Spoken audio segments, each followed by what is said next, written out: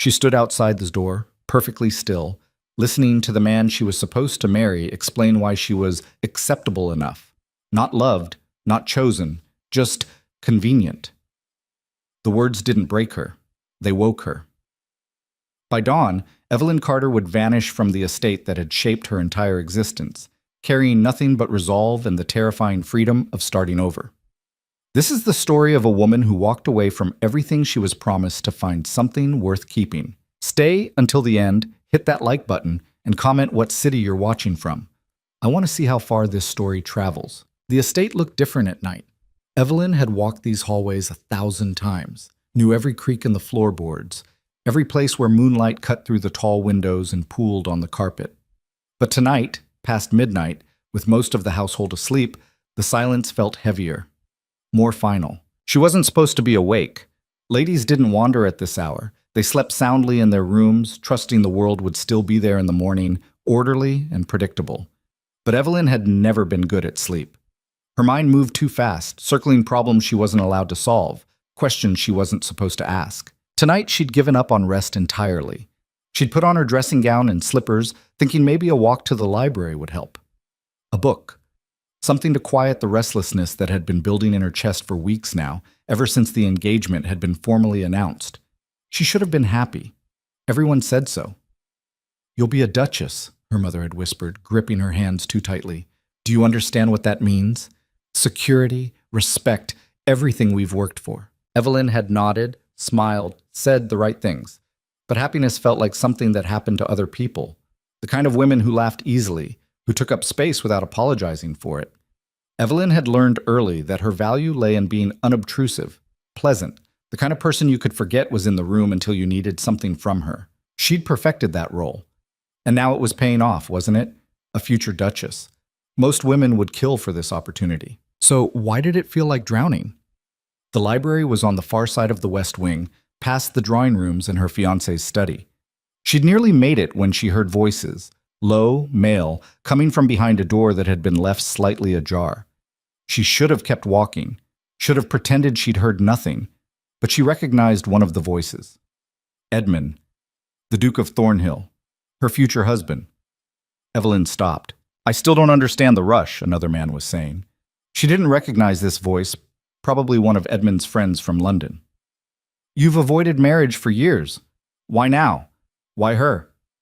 There was a pause, the sound of liquid being poured. Whiskey, probably. "Because it's time," Edmund said finally. His voice had that clipped, efficient tone he used when discussing business. "I need an heir. The estate needs stability. And Miss Carter is suitable." Suitable. The word landed like a stone in her stomach. "Suitable?" The friend laughed. "Christ, Edmund, you make her sound like a piece of furniture. What about affection, companionship?" "Those are luxuries," Edmund replied. "I'm choosing a wife, not a mistress. Miss Carter is well-bred, educated enough to manage a household, and too sensible to cause drama. She understands what's expected of her." "You mean she won't complain?" "Precisely." Another pause. Evelyn's hand had found the wall, steadying herself. "And she's acceptable to look at," Edmund continued, almost as an afterthought. "Not beautiful, but not unpleasant. She won't embarrass me at social functions. More importantly, her family is desperate enough that they won't make difficult demands. The dowry is modest, but I don't need her money. I need her compliance." The friend made a sound, half laugh, half sigh. "Well, at least you're honest about it. Most men pretend there's romance involved." "Romance is for poets and fools," Edmund said. "I'm building a legacy. Miss Carter will provide heirs, manage the household, and stay out of my way. That's all I require." "And what does she get?" "A title, security, the chance to live in comfort for the rest of her life. Most women would consider that more than fair." "Most women aren't people to you, are they?" Edmund didn't answer that, just said, "Pour me another." Evelyn didn't remember moving. One moment she was frozen outside that door, and the next she was back in her room, sitting on the edge of her bed, staring at nothing. Suitable, acceptable to look at, too sensible to cause drama. The words kept circling, each one sharper than the last. She'd known, hadn't she? On some level, she'd always known that Edmund didn't love her. Love hadn't been part of the arrangement. This was about family, position, duty, all the things she'd been raised to value above personal happiness. But hearing it said out loud, in that casual, dismissive tone, hearing herself reduced to a list of practical attributes, like a horse being evaluated for purchase, something cracked open inside her chest. Not anger, not yet, just clarity. This was her future. This was what she'd agreed to, a life of being suitable, of staying out of the way, of providing heirs and managing household accounts, and never ever being seen as fully human. And the worst part? Everyone would tell her she was lucky. Evelyn stood, walked to her wardrobe, opened it. Rows of dresses stared back at her, all carefully chosen, all perfectly appropriate. Pale colors, modest necklines. Nothing too bold, nothing that drew attention. Her entire wardrobe was an exercise in being inoffensive. She reached past them, to the back of the wardrobe, where she kept the small wooden box her grandmother had given her years ago. Inside, 200 pounds. Money her grandmother had left specifically to her, separate from the family finances. For emergencies, the note had said, use it wisely. Evelyn had never touched it, never needed to. Her life had been mapped out since birth, school, society, marriage, no emergencies, no choices. She pulled the box out, opened it. The bills were still there, carefully preserved. 200 pounds. It wasn't a fortune, but it was something. It was hers. The thought came suddenly, fully formed. I could leave. She sat back down, the box in her lap, her heart hammering. Leave. Just go.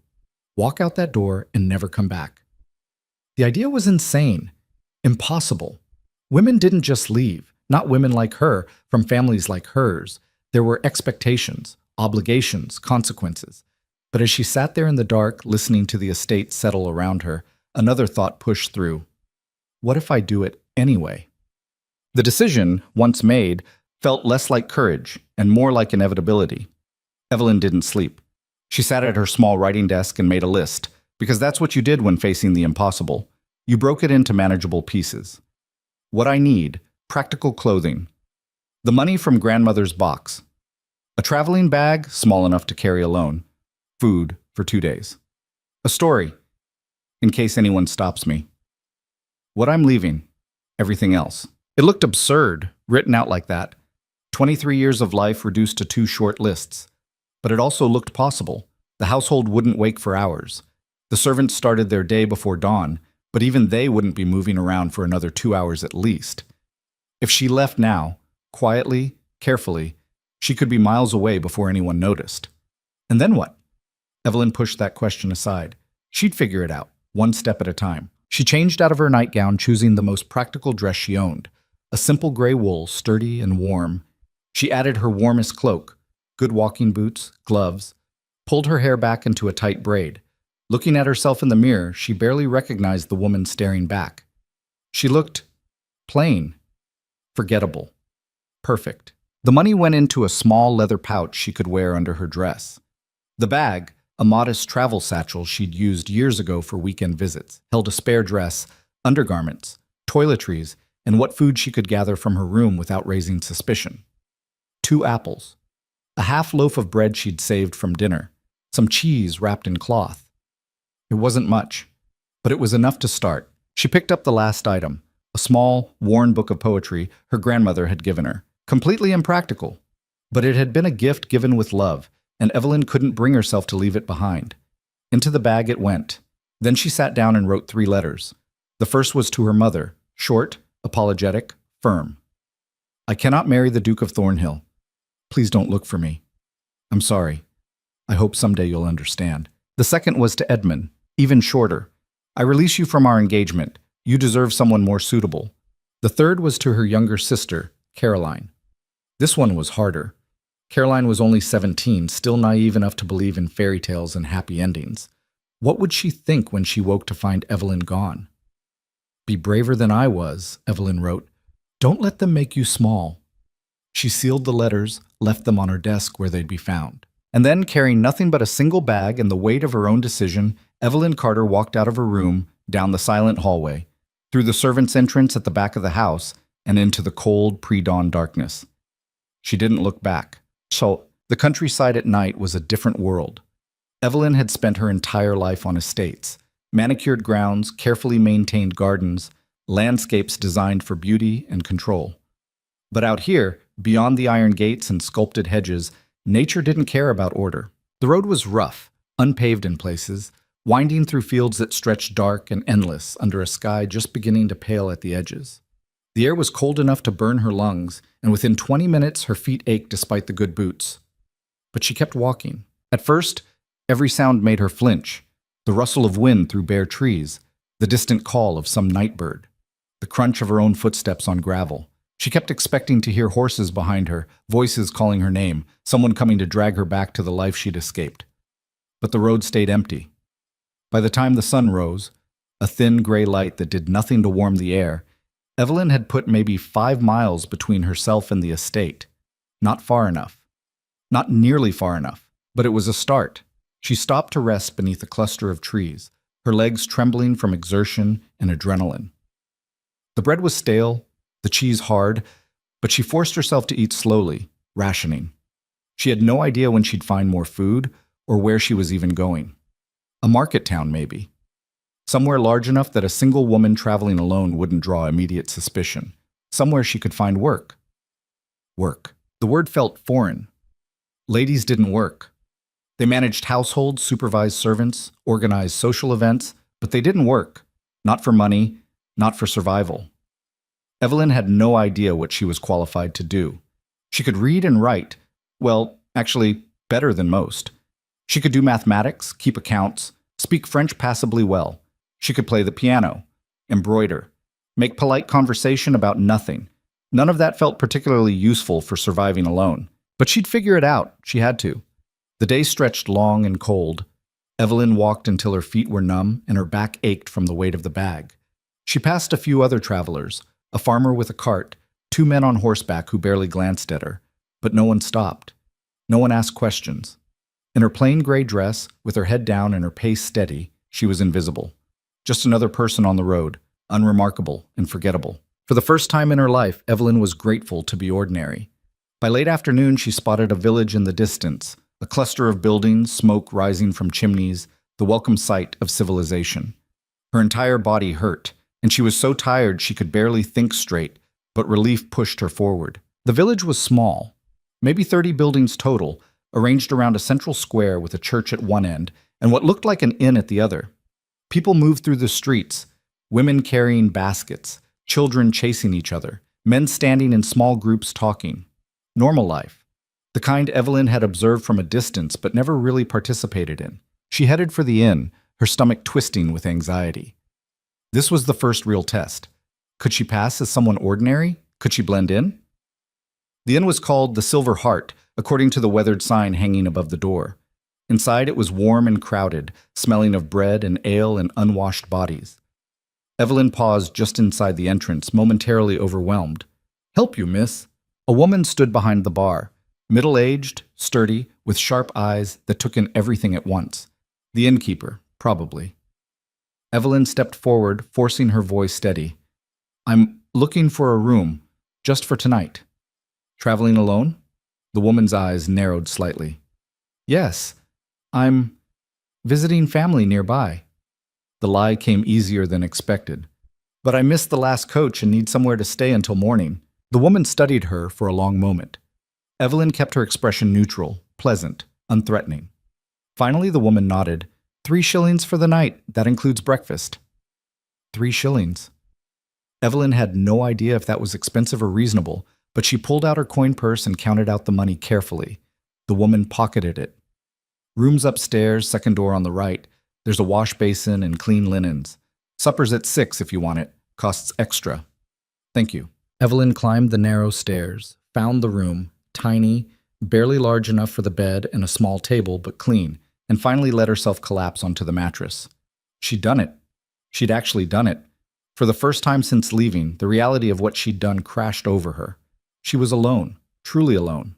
No family, no friends, no one who knew where she was or cared what happened to her.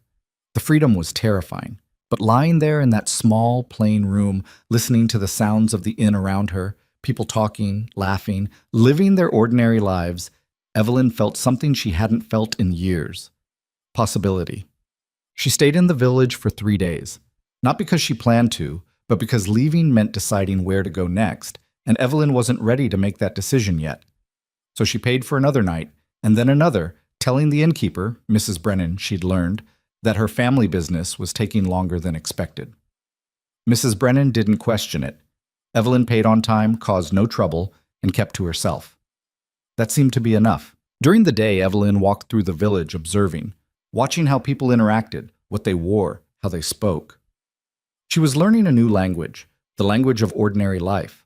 The village had a general store, a blacksmith, a dressmaker, a small schoolhouse.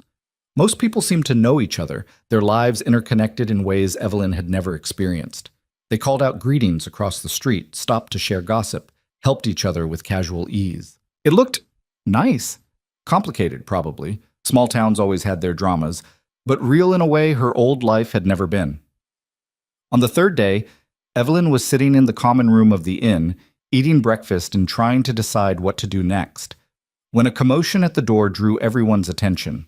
A man stumbled in, well-dressed but disheveled, his face flushed with anger or drink or both. "Where is she?" he demanded, his voice too loud for the small space. "Where's the girl who's been staying here?" Evelyn's blood went cold.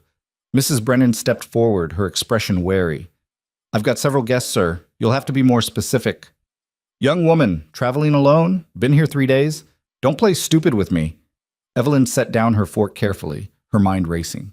She could run, slip out the back before he saw her. But where would she go? And what if...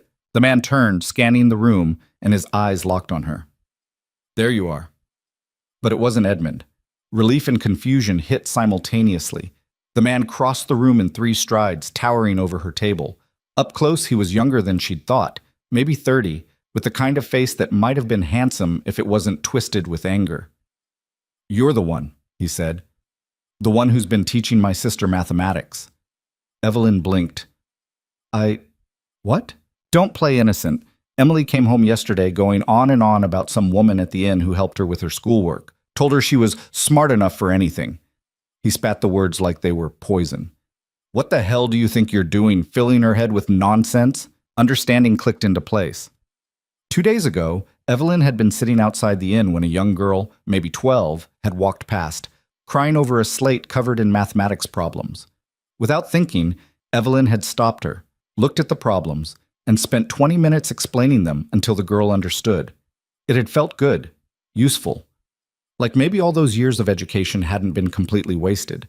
She hadn't realized it would cause trouble. "I was just helping her with her homework," Evelyn said, keeping her voice calm. She was struggling with, she doesn't need help. She needs to focus on things that matter. Cooking, sewing, running a household. Not filling her head with ideas that'll make her miserable when she realizes she can't have them. Around the room, other patrons had stopped eating, watching the confrontation. Mrs. Brennan had moved closer, her hand resting on something under the bar. Probably a cudgel. Evelyn looked up at the angry man, Emily's brother, apparently, and felt something shift inside her. She could apologize. Make herself small. Assure him she'd never speak to his sister again. That's what the old Evelyn would have done. But the old Evelyn was gone, wasn't she? Left behind in that estate, in that life where being suitable meant being silent. "Your sister is intelligent," Evelyn said clearly. "She understood those problems in minutes once they were explained properly. That kind of mind deserves to be developed, not wasted." His face darkened. "How dare you?" "I dare because it's true." She stood, and maybe it was the exhaustion or the adrenaline or the 3 days of being nobody, but she didn't stop. And if you cared more about her future than your own convenience, you'd see that. The silence in the inn was absolute. The man stared at her, his fists clenched. For a moment, Evelyn thought he might actually hit her. Then Mrs. Brennan's voice cut through the tension. "That's enough, Thomas Fletcher. You've said your piece. Time to go." Thomas Fletcher looked from Evelyn to Mrs. Brennan and back again. His jaw worked, like he was chewing on words too angry to speak. Finally, he spat at Evelyn's feet, a gesture of contempt, and stalked out. The door slammed behind him. Slowly, conversation resumed around the room, but Evelyn could feel eyes on her, people reassessing who she was. Mrs. Brennan approached, her expression unreadable. "That was foolish." "I know. Thomas Fletcher's got a temper and a long memory." "I know that too." Mrs. Brennan studied her for a long moment. Then, surprisingly, she smiled, small but genuine. But you weren't wrong. Emily is bright, wasted on that family. She paused. You looking for work? Evelyn blinked. What? Work. You're educated, well-spoken, and apparently not afraid of angry fools. I know someone who might have use for that. Mrs. Brennan wiped down the bar, casual. The Whitmore house. About 2 miles east. They need a governess for their children. Pays decent, room and board included. I could put in a word. A governess. It wasn't Duchess. Wasn't the life she'd been raised for, but it was something real, something hers. Yes, Evelyn said, please. Mrs. Brennan nodded. I'll send word this afternoon. They'll probably want to interview you tomorrow. Thank you. Don't thank me yet. Mrs. Whitmore's particular. But if you can stand up to Thomas Fletcher, you can probably handle her. That night, lying in her small rented room, Evelyn thought about the man she'd left behind. Edmund, with his talk of suitable wives and convenient arrangements. She wondered if he'd even noticed she was gone yet, or if her absence was just a minor inconvenience in his carefully ordered life. She wondered if her mother had read the letter, if Caroline had cried. The guilt was there, sharp and real. She'd hurt people, disappointed them, failed every expectation they'd had, but she'd also stood in an inn and spoken her mind and walked away intact. That had to count for something. The Whitmore house wasn't an estate, nothing like the sprawling properties Evelyn had grown up around, but it was substantial, a solid, well-maintained home that spoke of comfortable wealth without ostentation. Mrs. Brennan had sent word ahead, and Evelyn had been invited to interview the following afternoon. She'd worn her best remaining dress, braided her hair neatly, and practiced explaining who she was without revealing too much. I'm a gentlewoman fallen on difficult circumstances. My family suffered financial losses, and I need to support myself. I have extensive education and experience managing a household. All technically true, just incomplete. Mrs. Whitmore received her in a bright sitting room that smelled of lemon polish and flowers. She was younger than Evelyn expected, maybe 35, with dark hair streaked with gray and eyes that missed nothing. Mrs. Brennan speaks highly of you, Mrs. Whitmore said, gesturing for Evelyn to sit. Though she was vague on details. She said you're educated? Yes, ma'am. I can read and write fluently, handle mathematics and accounts, speak French, and I have some knowledge of history, literature, and music. And you've worked as a governess before? Here was the lie, or the truth, depending on how you looked at it. Not formally, Evelyn said carefully, but I've tutored younger family members extensively. I believe I can provide your children with a thorough, well-rounded education. Mrs. Whitmore studied her. You speak well, too well for someone who needs work this badly. Evelyn's heart hammered, but she kept her expression neutral. Circumstances change, Mrs. Whitmore. I'm sure you understand that education doesn't always translate to security. A long pause. Then Mrs. Whitmore nodded slowly. I have 3 children. Elizabeth is 10, Margaret is 8, and Thomas is 5. They need structure, discipline, and someone who won't be intimidated by Elizabeth's stubbornness or Thomas's endless questions. Can you provide that? Yes. The pay is £30 per year plus room and board. You'll have Sundays off and 1/2 day per week. You'll eat with the family for meals and are expected to maintain appropriate boundaries with the children and staff. If you're unhappy, you give 2 weeks' notice. If I'm unhappy, the same applies. Agreed? £30 per year. Evelyn had no context for whether that was good or terrible, but she had maybe £180 left from her grandmother's money. This would stretch it significantly. Agreed. Good. You can start Monday. Be here by 8 o'clock. We'll provide you with appropriate clothing for teaching. Just like that, it was done. Evelyn had a job, a position, a reason to stay. Reason. She stood, shook Mrs. Whitmore's hand, and walked out of that house feeling like she'd just crossed some invisible threshold into a new life. That evening, back at the inn, she counted out what remained of her money and felt the weight of what she'd done settle more firmly. No going back now. This was real. This was happening. Evelyn Carter, former lady, former fiancée, former invisible woman, was now going to be a governess. And somehow, impossibly, that felt like the most honest thing she'd ever been. Monday arrived cold and gray, the kind of morning where the sky pressed down like wet wool. Evelyn stood at the door of the Whitmore house at precisely 8 o'clock, her borrowed valise heavy in her hand, and knocked. A maid answered, young, barely 16, with flour dusting her apron. You're the new governess? Yes, Miss Carter. The girl looked her up and down with the casual evaluation servants gave each other when determining hierarchy. Evelyn could see the calculation happening. Educated, but needing work. Genteel, but not wealthy. Somewhere in the middle, then. Not quite one of them, but not quite above them either. "Follow me," the maid said finally. Mrs. Whitmore's waiting in the schoolroom. The house was warm, well lit, busy with morning routines. Evelyn caught glimpses of other servants moving through hallways, heard children's voices somewhere upstairs. The smell of breakfast, toast and eggs and something sweet, made her stomach clench with hunger she tried to ignore. The schoolroom was on the second floor, a large bright space with tall windows overlooking the garden. 3 desks sat in a neat row, each one clearly sized for a different child. Shelves lined one wall, packed with books. A globe stood in the corner. Maps hung on the walls. It was more resources than Evelyn had expected, more than she'd had access to during her own education, actually. Mrs. Whitmore stood by the window, arms crossed. "You're punctual. Good." "Yes, ma'am. The children are finishing breakfast. You'll meet them in a few minutes." She gestured around the room. "This is your domain. I expect it kept orderly. Lessons run from 9 to noon, then again from 2 to 4. Lunch is at noon, dinner at 6. You'll take all meals with the family. I believe children learn manners by example, not lecture." Evelyn nodded, filing away each instruction. Elizabeth, the eldest, is bright but lazy. She'll do the minimum required unless pushed. Margaret is eager to please but easily distracted. Thomas, Mrs. Whitmore paused, something like affection crossing her face. Thomas is 5 years old and asks approximately 400 questions per day. Try not to murder him.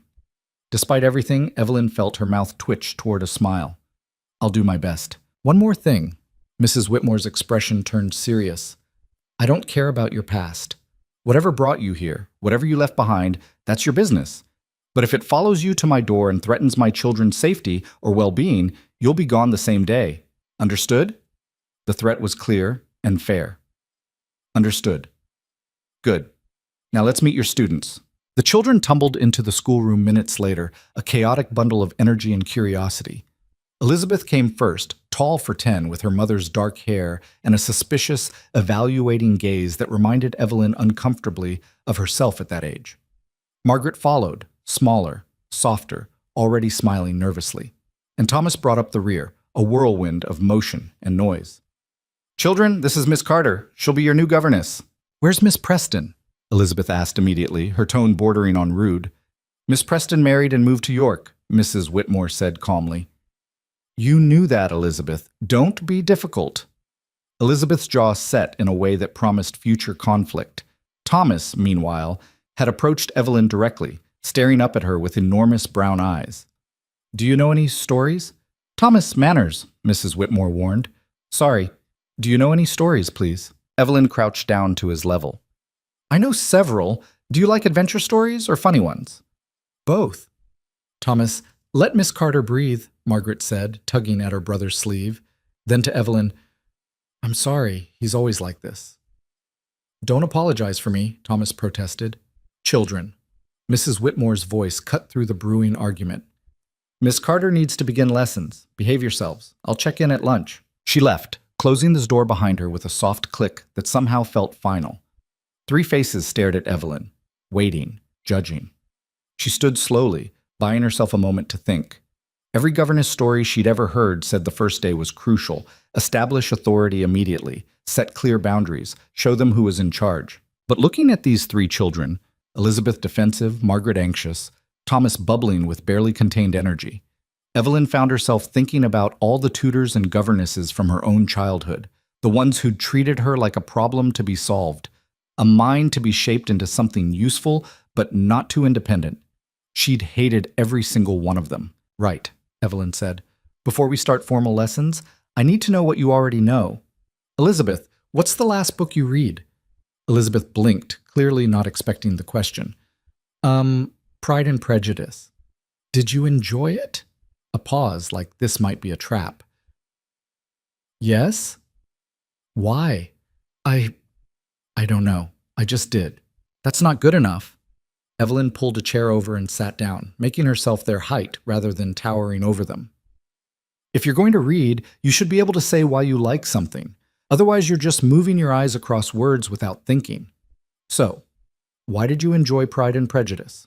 Elizabeth's expression shifted, suspicion giving way to something that might have been interest. I liked that Elizabeth Bennet said what she thought, even when everyone told her not to. Good. That's a real answer. Evelyn turned to Margaret. What about you? What do you like to learn about? I like drawing and plants. Drawing and botany. Excellent. We'll work those into lessons. She looked at Thomas. And you? What interests you? Everything.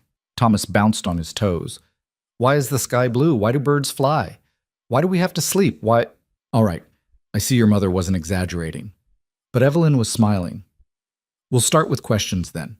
Each of you write down, or draw, Thomas, 3 questions you genuinely want answered. Not what will be on the test, but things you actually care about. Then we'll spend the morning finding answers. All 3 children stared at her. Is this a trick? Elizabeth asked finally. No.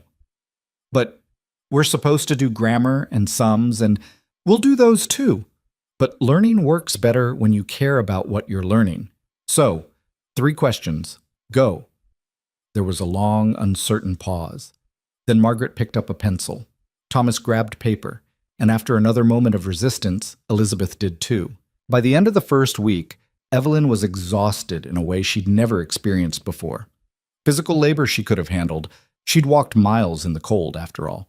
But managing 3 children with different needs, different personalities, different ways of learning, that required a kind of constant vigilance that left her wrung out by evening. But it also felt good, real, like something that mattered. Elizabeth, once she decided Evelyn wasn't an enemy, turned out to be hungry for challenge. Give her something difficult, and she'd tear into it like a dog with a bone. Margaret needed gentleness and encouragement, but once she trusted you, she'd work herself to exhaustion trying to please. And Thomas was exactly as advertised. Endless questions, boundless energy, and a mind that made connections so fast, Evelyn sometimes struggled to keep up. Teaching them wasn't like managing a household or playing hostess or any of the skills she'd been raised to perform. This required thinking on her feet, adapting constantly, meeting them where they were instead of forcing them into predetermined shapes.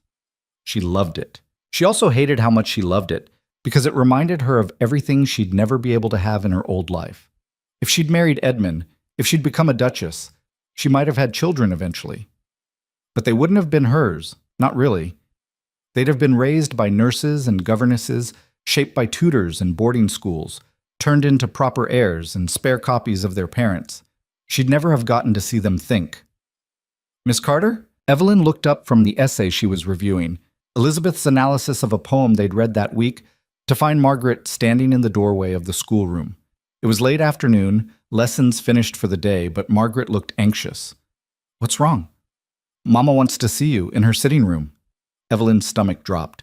2 weeks in, and already being summoned to Mrs. Whitmore's private rooms couldn't be good. Did she say why? Margaret shook her head, then fled. Evelyn set down the essay, smoothed her dress, and walked to Mrs. Whitmore's sitting room with her heart hammering. Had she done something wrong? Overstepped somehow? Maybe the children had complained. Elizabeth could be contrary, and perhaps Evelyn's teaching methods were too unconventional. She knocked. Come in. Mrs. Whitmore sat at her writing desk, a letter open in front of her. Her expression was unreadable. You wanted to see me, ma'am? Close the door. Evelyn did, feeling the walls close in. Mrs. Whitmore gestured to the chair across from her. Sit. Evelyn sat, hands folded in her lap, waiting. I received an interesting letter today, Mrs. Whitmore said, from the Duke of Thornhill. The world tilted. Evelyn's mouth went dry. She couldn't speak, couldn't think, could barely breathe. Mrs. Whitmore held up the letter. He's looking for a young woman who disappeared from his estate 3 weeks ago. His fiancée, actually. Well-educated, soft-spoken, brown hair, gray eyes, last seen wearing a gray traveling dress. She paused. Sound familiar? A shy? He's offering a reward for information leading to her return. A substantial reward. Enough that most people wouldn't hesitate to turn her in. Evelyn's vision tunneled. This was it. She'd be sent back, dragged back to that estate, that life, that future she'd run from.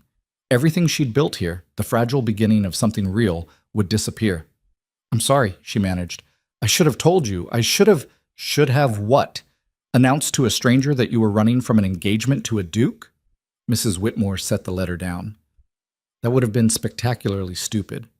Evelyn looked up, startled. Mrs. Whitmore's expression hadn't softened exactly, but something in her eyes looked almost amused. I'm not an idiot, Miss Carter, or whatever your real name is. I knew from the moment you walked in here that you were running from something. No woman with your education and bearing ends up needing governess work unless something went very wrong. I just didn't know it was quite this dramatic. Are you going to send me back? That depends. Mrs. Whitmore picked up a pen, tapping it against the desk. Tell me why you left. Evelyn's voice cracked. She swallowed hard, tried again. I heard him, the Duke, talking to a friend about why he chose me. I wasn't a person to him. I was suitable, a solution to a problem. Someone who'd provide heirs and stay out of his way. Most aristocratic marriages are exactly that. I know, but I couldn't... The words stuck in her throat. I couldn't spend my entire life being invisible, being tolerated. I thought I could. I thought duty was enough. But hearing him say it out loud, so casually, like I was furniture he was purchasing, she met Mrs. Whitmore's eyes. I wanted one chance to be seen, even if it meant losing everything. Silence stretched between them. Then Mrs. Whitmore picked up the letter from Edmund, walked to the fireplace, and dropped it into the flames. Evelyn watched it catch, curl, turn to ash. You didn't receive that, Mrs. Whitmore said. And if anyone comes asking, we've never heard of anyone matching that description. You're Miss Catherine Carter, a distant cousin of my husband's who needed work after her family's financial troubles. Understood? Yes, but why? Mrs. Whitmore returned to her desk, sitting down with a sigh. Because I was engaged once too, to a man my father chose. And I was raised to believe duty mattered more than happiness. She looked at Evelyn directly. I was lucky. My fiancé died in a riding accident before the wedding. Everyone called it a tragedy, but I felt nothing but relief. Is that terrible? No. I married Mr. Whitmore 3 years later. I chose him. He chose me. We're not romantic, we don't finish each other's sentences or whatever nonsense novels promise, but we respect each other. We built something real. She paused. Every woman should have that chance, the chance to choose. Evelyn felt something loosen in her chest. Not quite relief, but close. Thank you. Don't thank me yet. If this comes back on us, if the Duke shows up at our door, I will prioritize my children's safety over yours. I like you, Miss Carter, and I think you're good for them, but they come first. I understand. Good. Now get out of here. You look like you're about to faint, and I have correspondence to finish. Evelyn stood on shaking legs, reached the door, stopped. Mrs. Whitmore? Yes? My real name is Evelyn. Evelyn Carter. Mrs. Whitmore smiled, small but genuine. Nice to meet you, Evelyn. Now go rest before dinner. You've gone pale. That night, Evelyn lay in her small room, tucked away on the 3rd floor, modest but comfortable, and tried to process what had happened. Edmund was looking for her, actively searching, offering rewards. She'd known he might, but somehow having it confirmed made it real in a way it hadn't been before. He wanted her back, not because he loved her, but because she'd embarrassed him, disrupted his plans, made him look foolish. She was property that had escaped, and he wanted her returned. The anger that rose in her chest was new, hot and sharp and clarifying. She'd apologized in that letter she'd left. Actually apologized for leaving, like breaking an engagement to a man who saw her as breeding stock was something to be sorry for. She wasn't sorry anymore. Let him look. Let him offer rewards.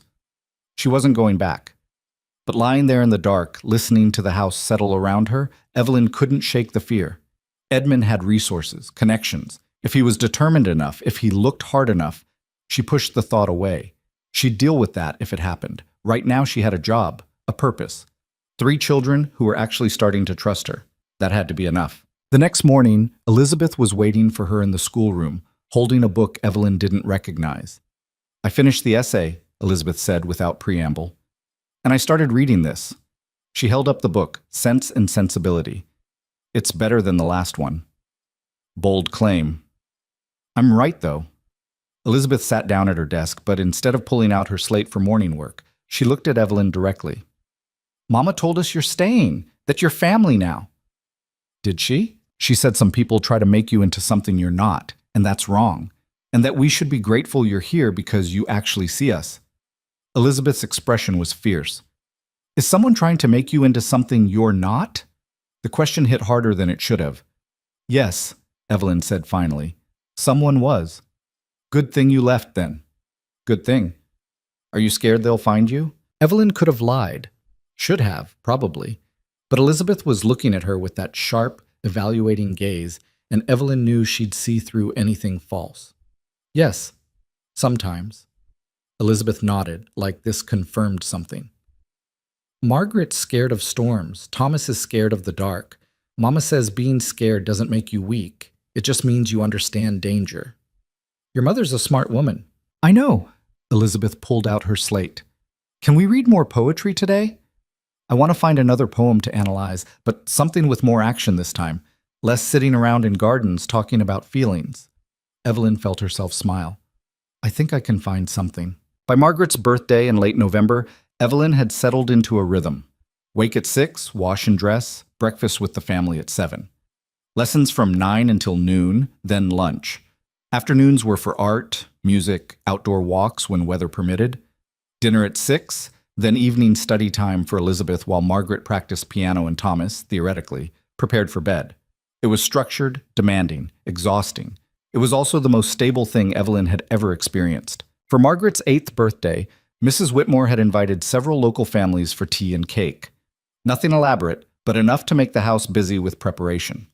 Evelyn had helped Margaret choose a dress, braided her hair, and assured her at least 10 times that yes, people would like the drawings she'd made as party favors. The party was scheduled for 3 o'clock. By 2:30, the house was chaos. Servants rushing around with trays of sandwiches and cakes, Mr. Whitmore trying to stay out of the way, Thomas asking if he could have cake now or did he have to wait, and Margaret oscillating between excitement and terror. Evelyn was helping set up the drawing room when she heard a commotion at the front door. Raised voices. Someone demanding entry. She froze. Mrs. Whitmore appeared in the doorway, her expression tight. Miss Carter. A word. Evelyn followed her into the hallway, her heart already racing. Standing in the foyer was a man she didn't recognize, middle-aged, well-dressed, with the bearing of someone used to authority. And next to him, looking uncomfortable but determined, was Mrs. Brennan from the inn. This is Mr. Hastings, Mrs. Whitmore said, her voice carefully neutral. He's a private investigator hired by the Duke of Thornhill. He's been asking questions in the village, and Mrs. Brennan, she paused. Mrs. Brennan thought I should know. Mr. Hastings stepped forward, pulling out a folded paper. I'm looking for this woman. He unfolded it, a sketch, rough but recognizable. Evelyn's face stared back at her. She's wanted by His Grace for breach of contract, and she's not here, Mrs. Whitmore said flatly. I have testimony from multiple villagers placing a woman matching this description at the inn 3 weeks ago. Mrs. Brennan confirms she stayed there and mentioned seeking employment. Mr. Hastings looked directly at Evelyn. And I believe this is her. The silence was absolute. Evelyn's mind raced. She could deny it. But the sketch was too accurate, and lying would only make things worse. Before she could speak, a small voice piped up from the stairs. That's Miss Carter. She's our governess. Thomas stood halfway down the staircase, clutching the banister, looking confused by all the tension.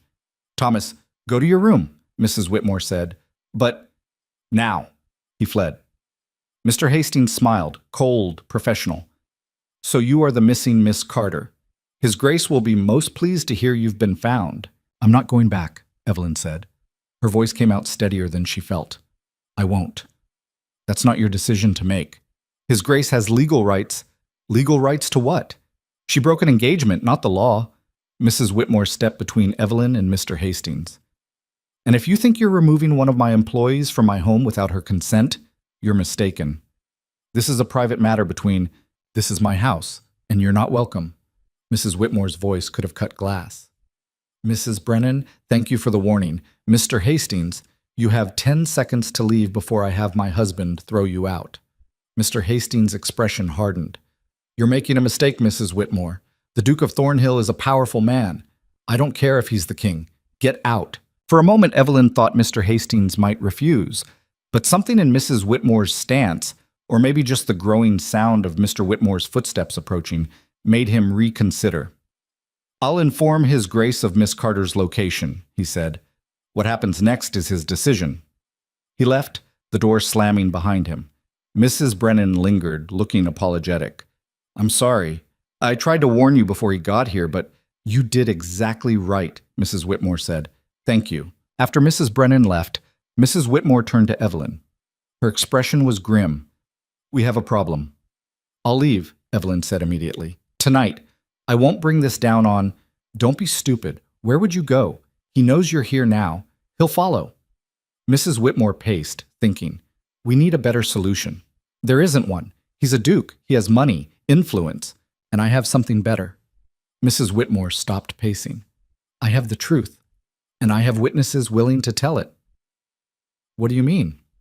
"Edmund Thornhill wants you back because you embarrassed him, because running makes him look weak and foolish." Mrs. Whitmore's expression turned calculating. "So we make him look worse.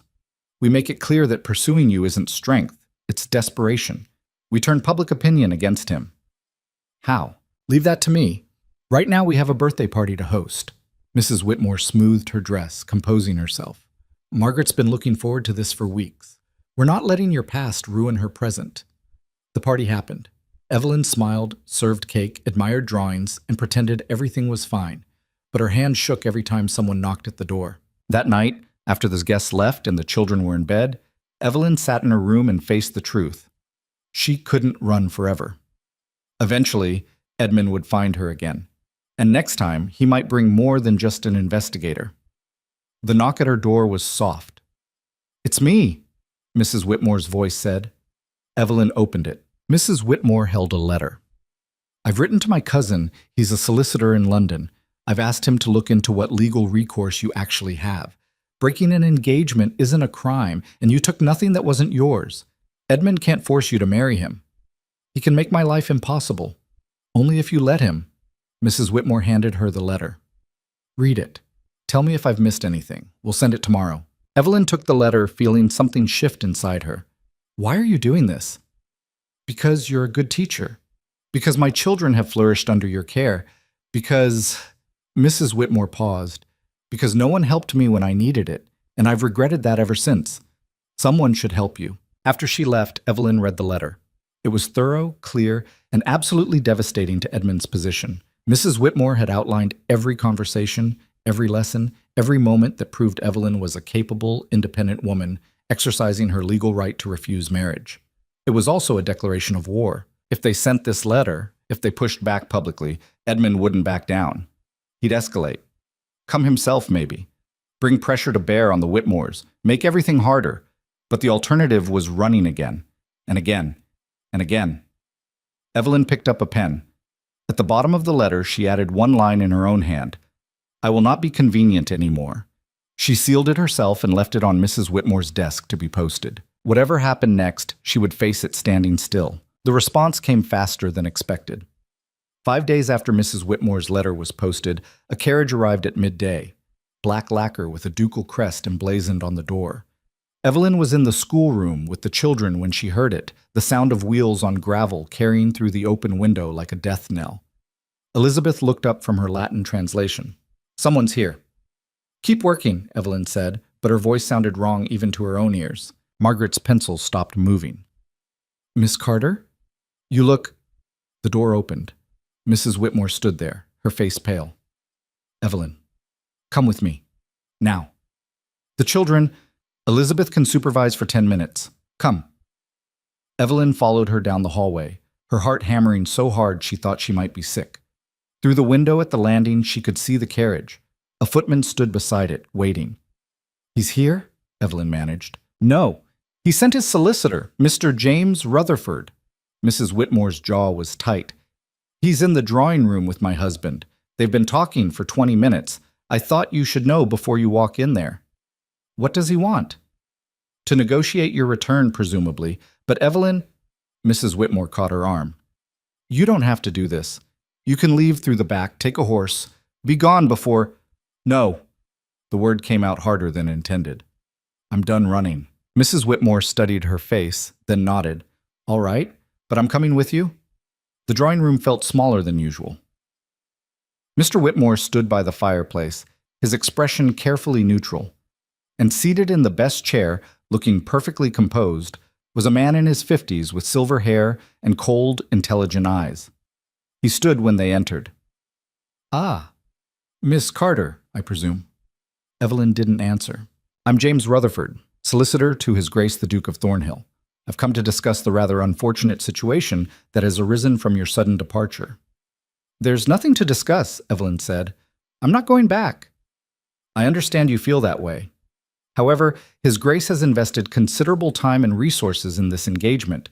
There are contracts, expectations, reputations at stake. I signed nothing. Your father did, on your behalf." The words hit like a physical blow. "That's not contracts require consent.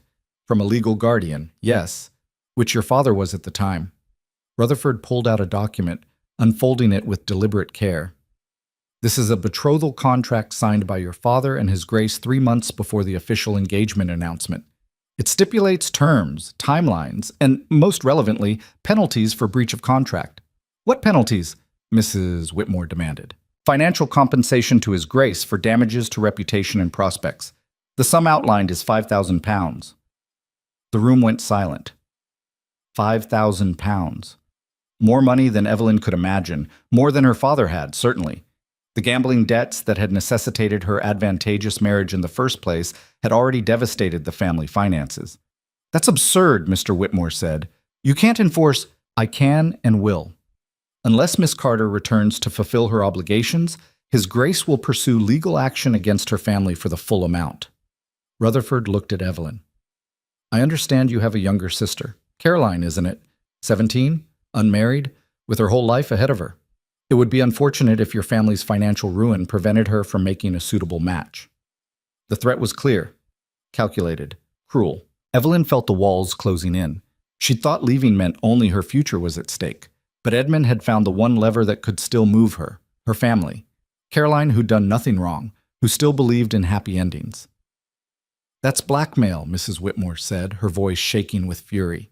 "That's the law. Miss Carter may have fled her responsibilities, but contracts exist for a reason."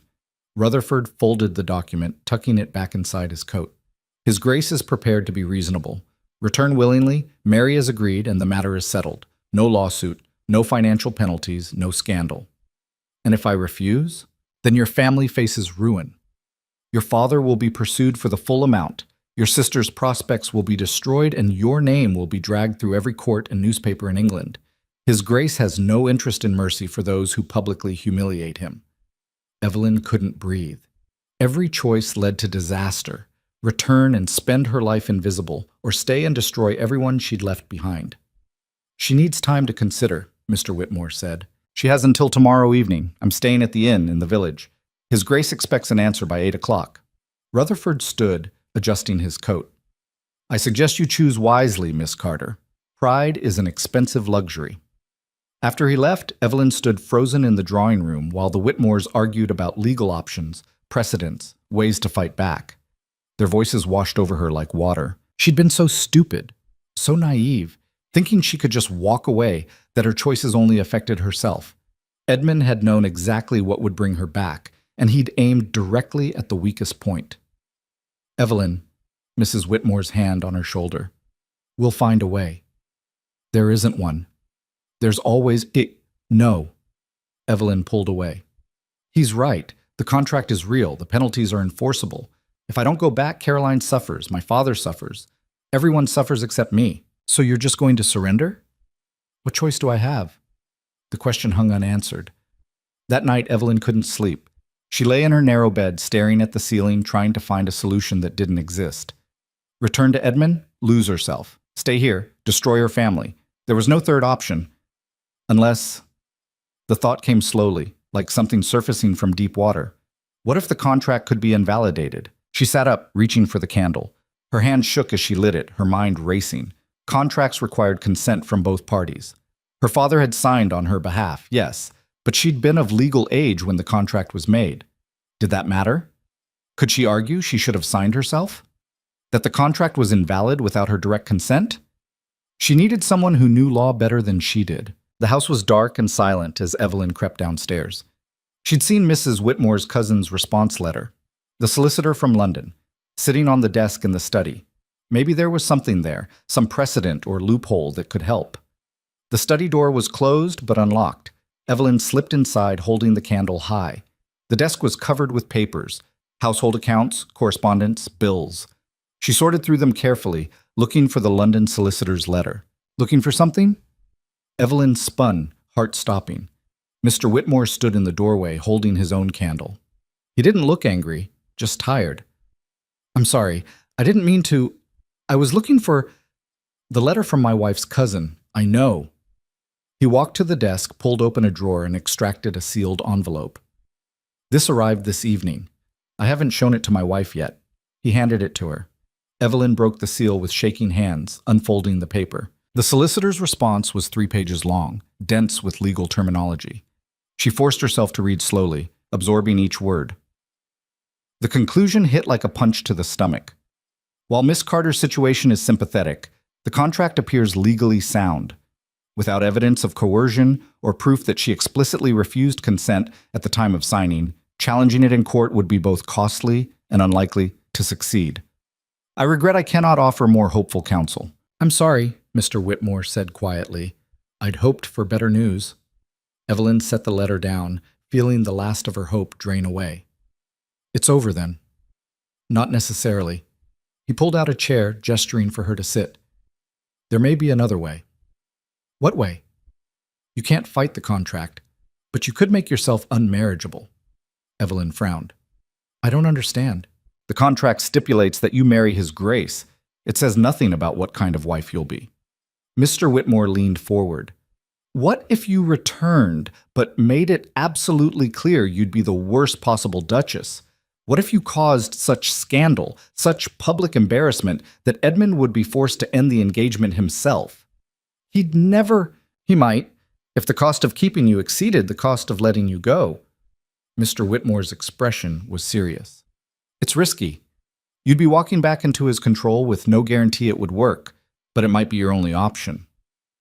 Evelyn thought about it, returning to Edmund's estate, to that life, but as someone different, someone who refused to be invisible, who spoke her mind, challenged him, made his life as uncomfortable as he'd planned to make hers unremarkable. It was insane. It was also the first plan that didn't end with her complete surrender. "What would your wife think of this?" "She'd tell you it's dangerous and foolish." He paused. "She'd also probably help you plan it." Morning came gray and cold. Evelyn stood at the window of her room, watching the children play in the garden below. Thomas was building something with sticks while Margaret drew in her sketchbook, and Elizabeth read under a tree. 3 months ago, she hadn't known these children existed. Now the thought of leaving them felt like tearing off her own skin. But she'd made her decision. The knock came at 9 o'clock, Mrs. Whitmore holding tea and looking like she hadn't slept either. "Don't," Evelyn said before Mrs. Whitmore could speak. "Don't try to talk me out of it." "I'm not here to talk you out of anything. I'm here to help you pack." Mrs. Whitmore set down the tea. "And to give you this." She pulled out a small leather journal, pressing it into Evelyn's hands. "What is it?" "Documentation. Everything Edmund said the night you overheard him. Everything his investigator said when he came here. Every detail of how he's pursued and threatened you." Mrs. Whitmore's expression was fierce. "If you're going back into that house, you're going armed. Write down everything he says, everything he does. If he tries to trap you, if he threatens you, if he so much as looks at you wrong, document it. And if you need to get out, if things go badly, you'll have evidence." Evelyn clutched the journal. "Thank you." "Don't thank me. Come back safe. That's all I ask." Mrs. Whitmore's voice cracked slightly. "The children need you. We need you." By noon, Evelyn was dressed in her old traveling clothes, her small bag packed once again.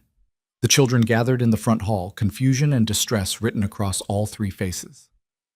"Why are you leaving?" Thomas asked, his voice small. "I have to go take care of some business." "What business?" Elizabeth demanded. "You're coming back, right?" Evelyn knelt down, meeting her eyes. "I don't know, I hope so." "That's not good enough." Elizabeth's face crumpled, and for the first time since Evelyn had met her, she looked like the 10-year-old child she was. "You're just like Miss Preston. Everyone leaves." "I don't want to." "Then don't." Margaret was crying openly now. "Please don't go."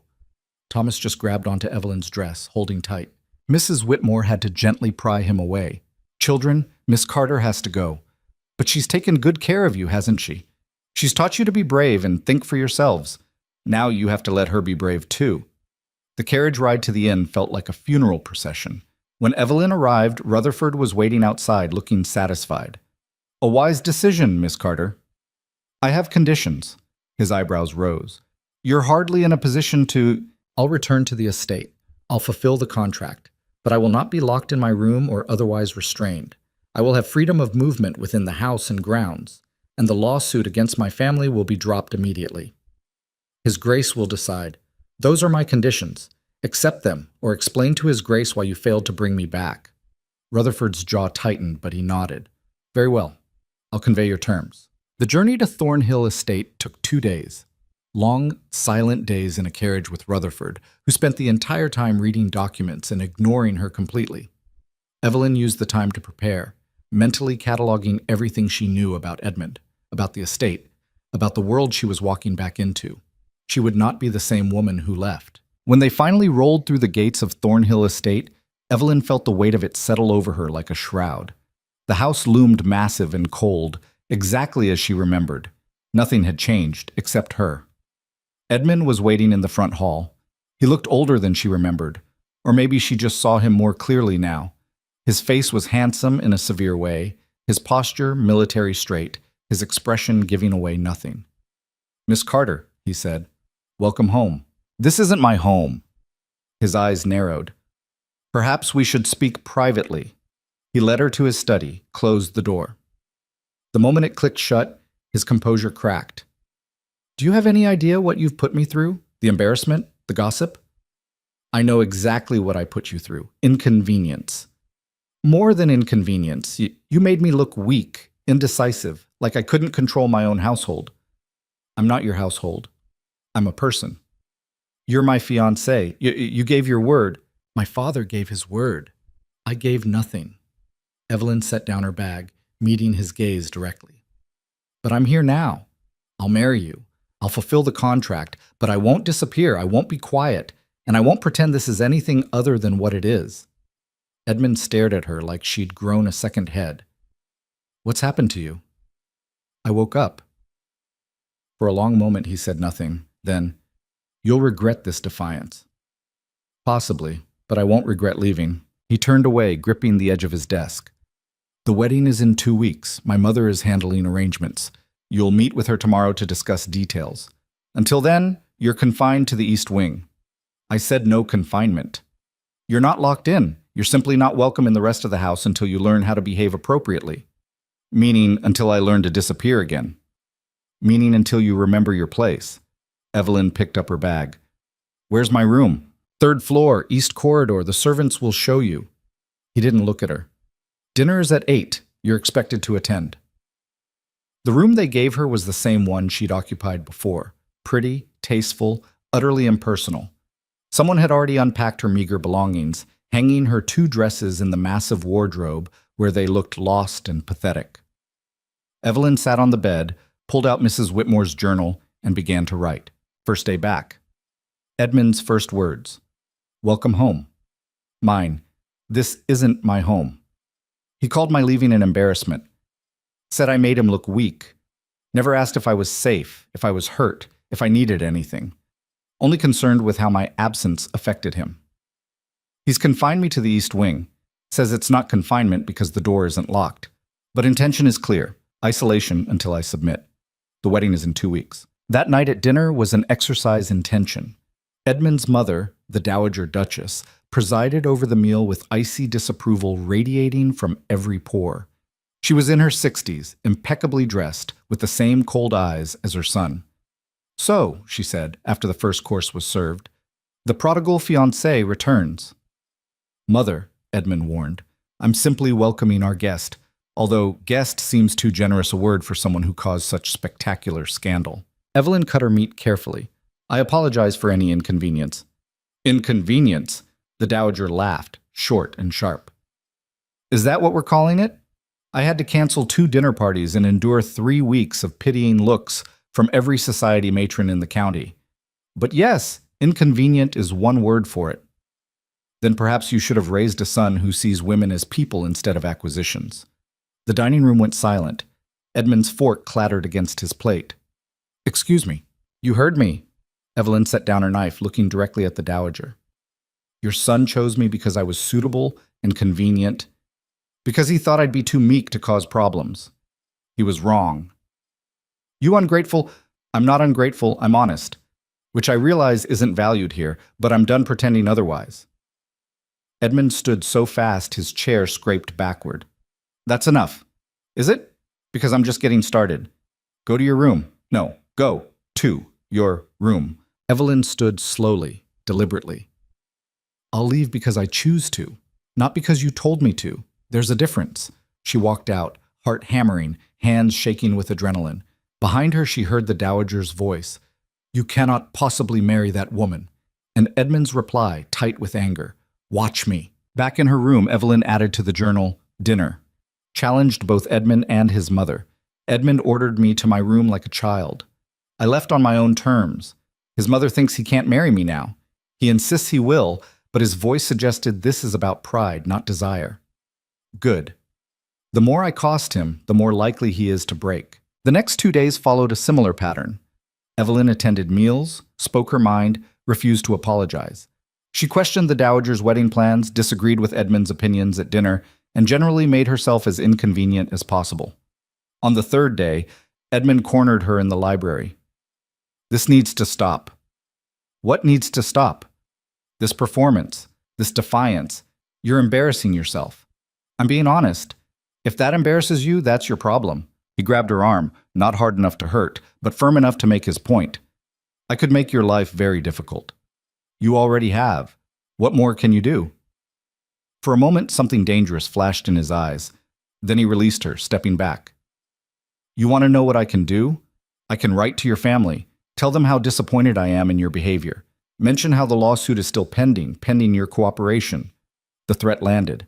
Evelyn felt her resolve waver. That's what I thought, Edmund said, seeing her hesitation. You're not as brave as you pretend. You're just a spoiled girl playing at rebellion. But eventually, you'll remember that actions have consequences. He left her standing there, shaking with fury and fear. That night, Evelyn wrote, Edmund threatened my family today, reminded me the lawsuit still exists. I thought I could push him into ending this, but he's more stubborn than I expected. And he knows exactly where I'm weak. I don't know if this plan will work. I don't know if I'm strong enough to see it through, but I have to try. The wedding preparations continued. Invitations were sent. The dowager selected flowers. A dress was ordered, white, expensive, utterly devoid of personality. Evelyn was measured, fitted, prodded like livestock being prepared for market. She attended each fitting and spoke her mind at each meeting, questioned every choice, disagreed with every plan, and slowly she watched the dowager's patience fray. 1 week before the wedding, the dowager summoned her to the drawing room. Sit down, girl. Evelyn sat. I'm going to be blunt because I don't have time for games.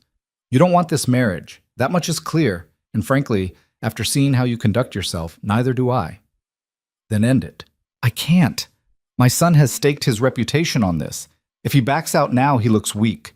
If you run again, your family is ruined. We're trapped. The dowager leaned forward. But there's a third option. What option? You could be found unsuitable for legitimate reasons. Reasons that would allow my son to end the engagement without losing face. Evelyn's heart raced. What kind of reasons? Scandal. Something bad enough that continuing the engagement would damage his reputation more than ending it. The dowager's expression was calculating. You're already pushing boundaries. Push harder. Give us a reason to send you away. You want me to ruin myself? I want you to free us both. You don't belong here. You never did. But if you're clever about it, you can escape without destroying your family in the process. It was the opening Evelyn had been working toward, but hearing it stated so plainly made it real in a terrifying way. What kind of scandal? That's for you to determine. But make it public. Make it undeniable. And make it soon. We're running out of time. After the dowager left, Evelyn sat alone in the drawing room, her mind racing. She'd wanted Edmund to end the engagement.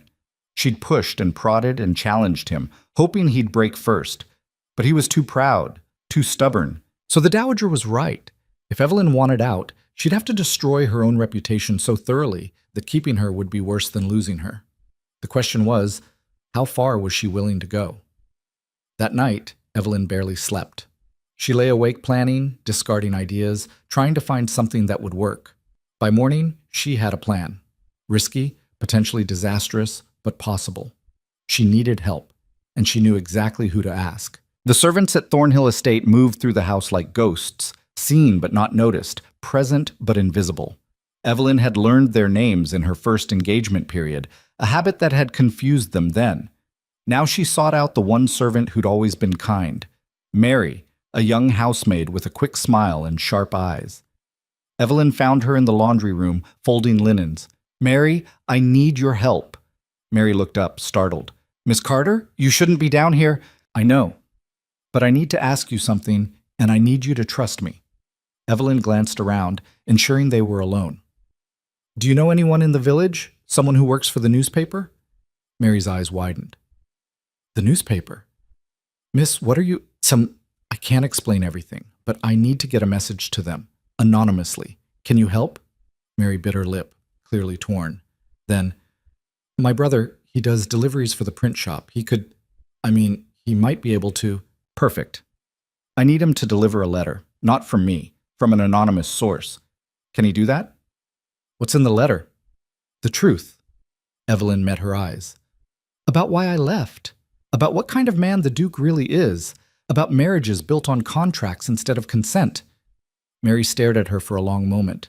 Then slowly she nodded. "I'll talk to him. But miss, if this gets back to you, it won't. No one can know I was involved. That's crucial." "All right, give me the letter." Evelyn had written it the night before, carefully worded to be damaging without being libelous. She pulled it from her pocket, pressed it into Mary's hands. "Thank you.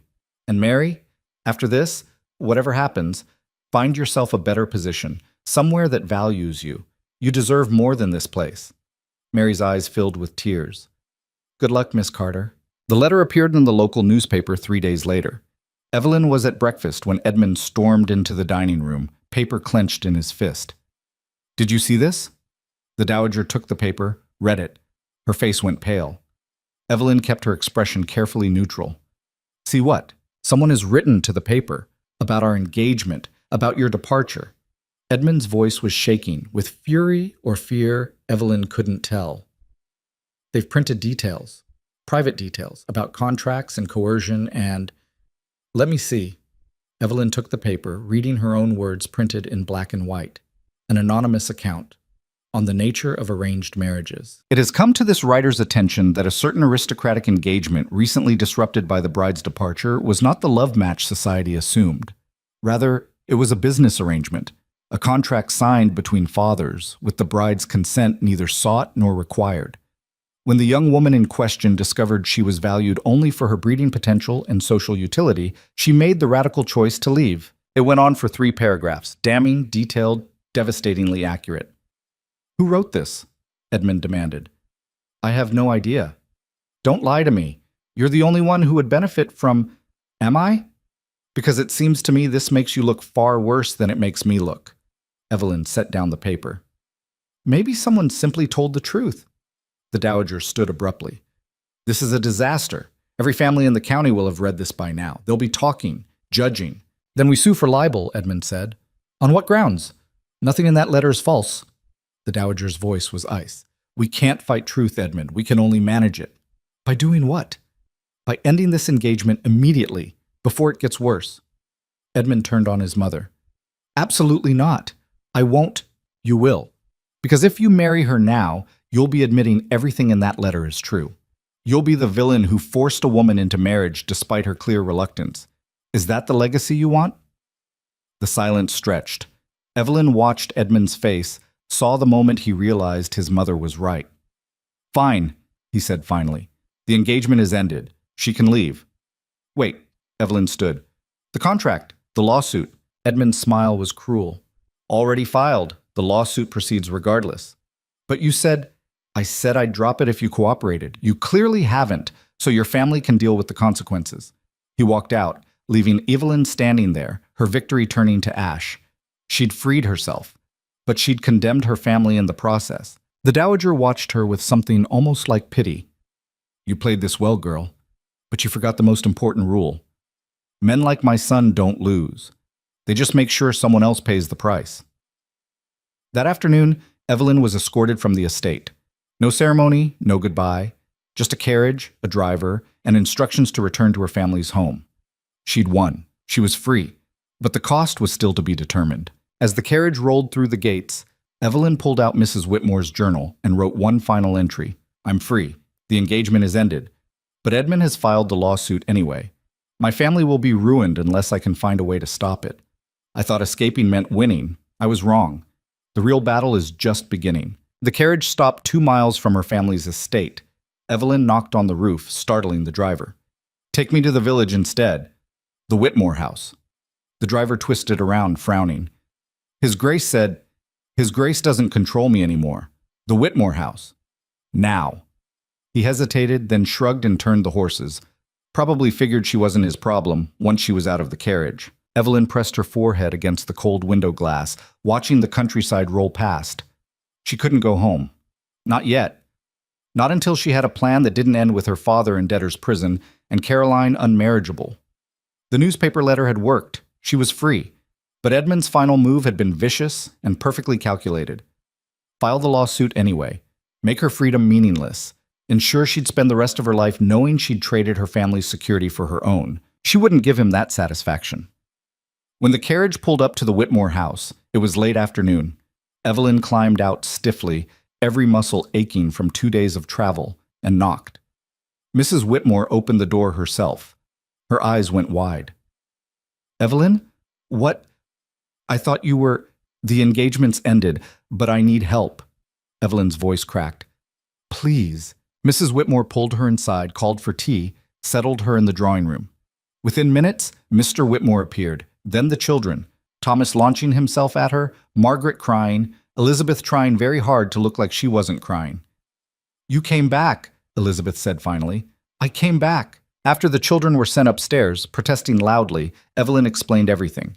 The return to Thornhill, the confrontations, the letter to the newspaper, Edmund's parting shot with the lawsuit. He's going after the full £5,000, she finished. My family can't pay it. They'll lose everything. The contract was signed under false pretenses, Mr. Whitmore said, pacing. You were never adequately informed of its terms. That has to count for something. His solicitor claimed it doesn't matter. My father had legal authority to sign. Then we challenged the damages. £5,000 for a broken engagement? That's absurd. No court would… Every court would. Mrs. Whitmore's voice was flat. He's a duke. She's nobody. They'll side with him because that's how the system works. Silence fell. There has to be something, Evelyn said. Some way to fight this that doesn't require money we don't have. Mrs. Whitmore stood abruptly. The letter. The one you sent to the newspaper. Do you have any proof you wrote it? No. That was the point. It had to be anonymous. But you documented everything else. Mrs. Whitmore grabbed the journal from where Evelyn had set it on the table. This. Every conversation, every threat, every admission of his real intentions. This is evidence. Evidence of what? That the engagement was built on deception. That you were treated as property, not a person. That Edmund never intended a real marriage. He wanted a broodmare who'd stay silent. Mrs. Whitmore's expression was fierce. Public opinion is already turning against him because of that newspaper letter. What if we push further? What if we publish more? Not anonymously this time, in your own name. Tell the whole story. That's social suicide, Mr. Whitmore said. No one would… I'm already socially dead, Evelyn cut in. A woman who breaks an engagement is ruined whether she speaks up or stays silent. At least this way, I'd have a voice.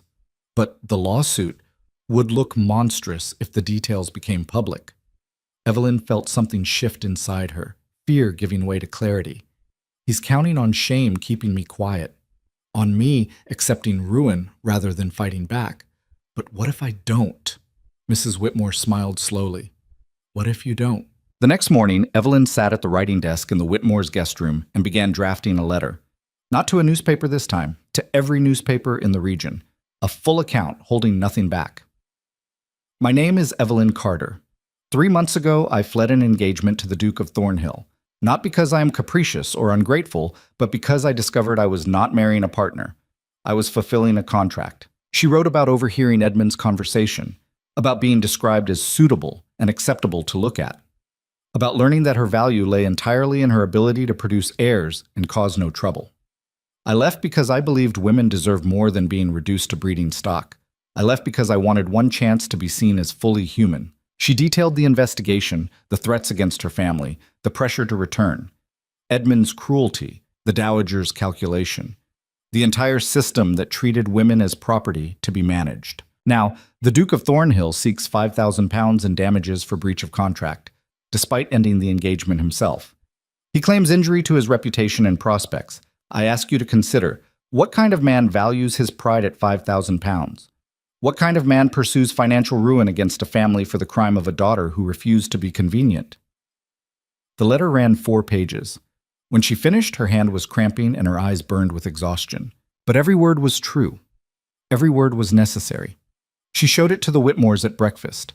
Mr. Whitmore read it twice, his expression growing grimmer. If you publish this, there's no going back. You'll be openly defying a duke. The social consequences, I understand. I don't think you do. You'll never marry. Never be welcomed in society. Your family will be tainted by association. They're already being sued for £5,000. How much worse can it get? Mrs. Whitmore set down her tea. He's right that it's dangerous, but he's wrong about it being hopeless. Sometimes the only way forward is through. She looked at Evelyn directly. Are you prepared for this fight? I have to be. That's not what I asked. Evelyn thought about the past 3 months, leaving everything, learning to survive, finding work, being dragged back, escaping again. Every step had been terrifying. Every choice had carried consequences. But she'd also discovered something. She was stronger than she'd been taught to believe, braver than anyone expected, and tired of being afraid. Yes, she said, I'm prepared. They sent copies to 6 newspapers. The first published it 2 days later, under a headline that made Evelyn's stomach clench. Duke's former fiancée breaks silence, a system of coercion exposed. The response was immediate and overwhelming. Some defended Edmund. Of course, a duke had the right to choose his wife's qualities. Of course, contracts mattered. Of course, the girl was clearly hysterical and ungrateful. But others were angry. Women, mostly, writing their own letters to newspapers, sharing their own stories of marriages arranged without consent, of being valued only for dowries or connections, of living as decorative furniture in their own homes. I was 15 when my father sold me to a man of 40, one woman wrote. I am now 63, and I have spent 48 years being invisible in my own life. Miss Carter had the courage I never found. For that, she has my admiration. Another. My daughter wept the night before her wedding. I told her it was normal, that all brides were nervous. But I knew the truth. She was grieving her own life. We do this to our daughters, generation after generation, and call it duty. The letters kept coming. Not all sympathetic, but enough. Enough to shift something. 3 days after the first publication, Mrs. Whitmore received a visitor, a woman named Mrs. Patricia Ashford, wife of a prominent barrister. She'd read Evelyn's letter and wanted to help. My husband has connections in London, Mrs. Ashford explained over tea. Lawyers who handle unusual cases. Cases where the powerful abuse the law for personal vendettas. The contract is legally sound, Evelyn said. Multiple solicitors have confirmed it. The contract may be sound, but the damages aren't. £5,000 for a broken engagement? My husband believes we could argue that the amount is punitive rather than compensatory, that it's designed to destroy rather than repair. Would that work? I don't know, but it's a strategy. And right now you need strategy more than certainty. Mrs. Ashford's husband, Mr. Jonathan Ashford, arrived the following week. He was younger than Evelyn expected, maybe 40, with sharp eyes and an intensity that reminded her of Mrs. Whitmore. He read through Evelyn's journal, asked hundreds of questions, and finally sat back with a considering expression. This is good. Very good. The documentation, the contemporaneous notes, the pattern of coercion, it builds a compelling narrative. But can we win? In court? Unlikely. He's a duke with unlimited resources. Even if we prove the damages were excessive, he'd appeal, drag it out for years, bankrupt your family through legal fees alone. Evelyn's hope deflated. Then what's the point? The point is we don't need to win in court. We need to make him drop the suit. Mr. Ashford leaned forward. Public opinion is shifting. That newspaper letter lit a fire. Women are talking, questioning, getting angry. Men in power hate that. They hate being seen as villains. Edmund doesn't care what people think. Maybe not, but his peers do. Other aristocrats, potential allies, social connections, they care very much about reputation. If this lawsuit makes Edmund look like a petty tyrant punishing a woman for refusing him, he loses something more valuable than £5,000. He loses status. So we make him famous, Mrs. Whitmore said slowly. We make this lawsuit the story everyone's talking about. We turn him into the villain in a public drama. Exactly. Force him to choose, drop the suit and look merciful, or proceed and look monstrous. He'll choose monstrous, Evelyn said. He's too proud to back down. Then we make being monstrous cost more than backing down. Mr. Ashford pulled out papers. I have contacts at 3 London newspapers. If I can get them to cover this story, not just Miss Carter's letter, but the lawsuit itself, the details of the contract, the entire sordid business, it becomes a national scandal. Every drawing room in England will be discussing whether forcing women into marriages through financial coercion is acceptable. It won't change the law, Mr. Whitmore pointed out. No, but it might change one man's calculation of what's worth fighting for. Over the next 2 weeks, Mr. Ashford orchestrated a campaign, letters to London papers, interviews with sympathetic journalists, stories about Evelyn's flight, her work as a governess, her return to Thornhill and subsequent escape. Each article painted Edmund not as an injured party, but as a man wielding power to punish independence. The Duke of Thornhill's reputation began to crack. Social invitations dried up. Business partners grew distant. Other aristocrats, the ones who prided themselves on being modern and enlightened, publicly distanced themselves from such antiquated practices. And through it all, Edmund remained silent. No public statements, no rebuttals, just the lawsuit, grinding forward through the legal system like a machine designed to crush. Until the letter arrived. It came on a gray morning in early December, delivered by courier to the Whitmore house, addressed to Evelyn in handwriting she didn't recognize. Inside was a single sheet of paper. Miss Carter, I am writing on behalf of a group of women who have followed your story with great interest. We represent various social and economic classes, but we share a common understanding that the system which governs women's lives is unjust. We would like to help. If you are willing, we are prepared to fund your legal defense. We have secured pledges totaling £8,000, enough to fight the Duke's lawsuit and cover any potential damages should you lose. Additionally, we have lawyers willing to work at reduced rates and connections to ensure your story reaches as wide an audience as possible. We ask nothing in return except that you continue to speak truth. We believe your voice matters. We believe this fight matters. And we believe it is time women stopped accepting the roles assigned to us. If you wish to accept our assistance, send word to the address below. Yours in solidarity, the Ladies' Reform Circle. Evelyn read it 3 times, then handed it to Mrs. Whitmore with shaking hands. This is real? Mrs. Whitmore scanned the letter.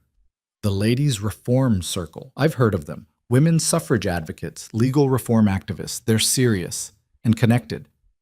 They want to fund my defense? They want to make you a symbol, a test case for challenging the way women are treated under contract law. Mrs. Whitmore looked up.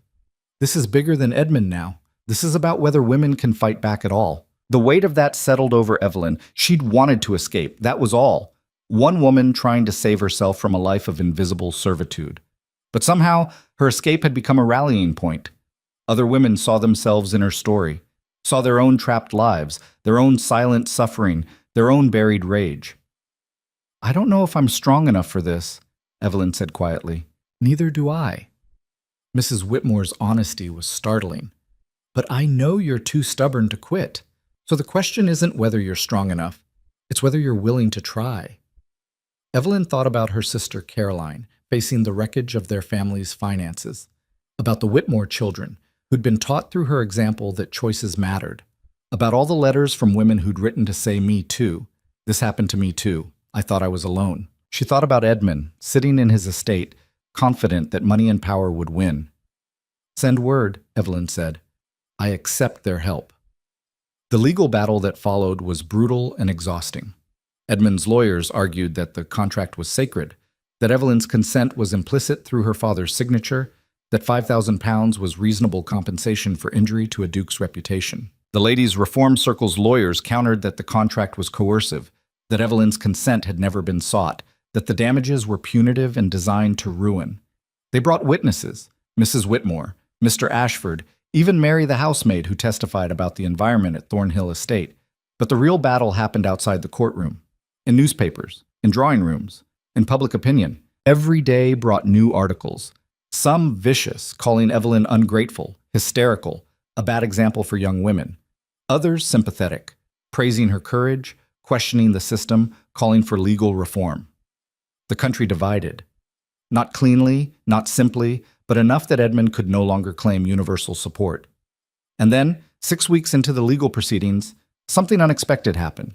Edmund's mother, the Dowager Duchess, published her own letter. It was short, carefully worded, devastating. I have watched this lawsuit proceed with growing discomfort. My son believes he is defending his honor, but I question what honor is served by bankrupting a family whose only crime was a daughter who refused to be silent. I raised my son to value integrity, to understand that power carries responsibility. I fear I have failed in this, as he now wields his considerable resources to punish rather than to build. Miss Carter left because she was treated as property. The solution is not to pursue her with greater force, but to examine why women continue to be valued primarily for their utility rather than their humanity. I ask my son to drop this lawsuit, not because Miss Carter deserves mercy, but because continuing it makes him a smaller man than I raised him to be. The letter appeared in the London papers the same day Edmund was scheduled to give a deposition. Evelyn heard about it from Mr. Ashford, who arrived at the Whitmore house breathless with news. The Dowager turned on him, publicly, in print. He was almost laughing with disbelief. I've never seen anything like it. A mother essentially calling her son a bully in front of all England. What does this mean? Evelyn asked. It means the tide has turned. If his own mother thinks he's wrong, if she's willing to say so publicly, he can't claim moral high ground. He's just a powerful man crushing someone weaker. So he'll drop the suit? I don't know, but the pressure just increased exponentially. They didn't have to wait long for an answer. 2 days later, Edmund's lawyers filed a motion to dismiss the lawsuit. No explanation, no apology. Just a terse legal document withdrawing all claims. It was over. The ladies' reform circle sent champagne. Mrs. Ashford organized a celebration. Women Evelyn had never met wrote letters of congratulation. But Evelyn felt strangely hollow. She'd won. The lawsuit was gone. Her family was safe. She was free. But she wasn't the same person who'd left that estate 6 months ago. That woman had wanted safety, invisibility, permission to exist quietly. This woman, the one who'd fought a duke and won, wanted something different, something more. She was sitting in the Whitmore's garden watching snow begin to fall when Mrs. Whitmore found her. You look contemplative. I'm trying to figure out what happens next. Next you rest. You've earned it. Mrs. Whitmore sat beside her. The children are desperate to resume lessons, by the way. Thomas has been asking daily when you'll return to the schoolroom. Do you still want me, after all this publicity? Want you? Evelyn, your family, of course we want you. Mrs. Whitmore paused. But I wonder if you want us. You've become someone important, a symbol. Do you really want to go back to teaching 3 children in a provincial house? The question hung between them. Did she? Teaching the Whitmore children had been the first thing Evelyn had done that felt real. The first work that mattered. She loved those children, loved watching them learn and grow and discover who they could be. But she'd also discovered she could fight, could speak up, could change things. Maybe she didn't have to choose.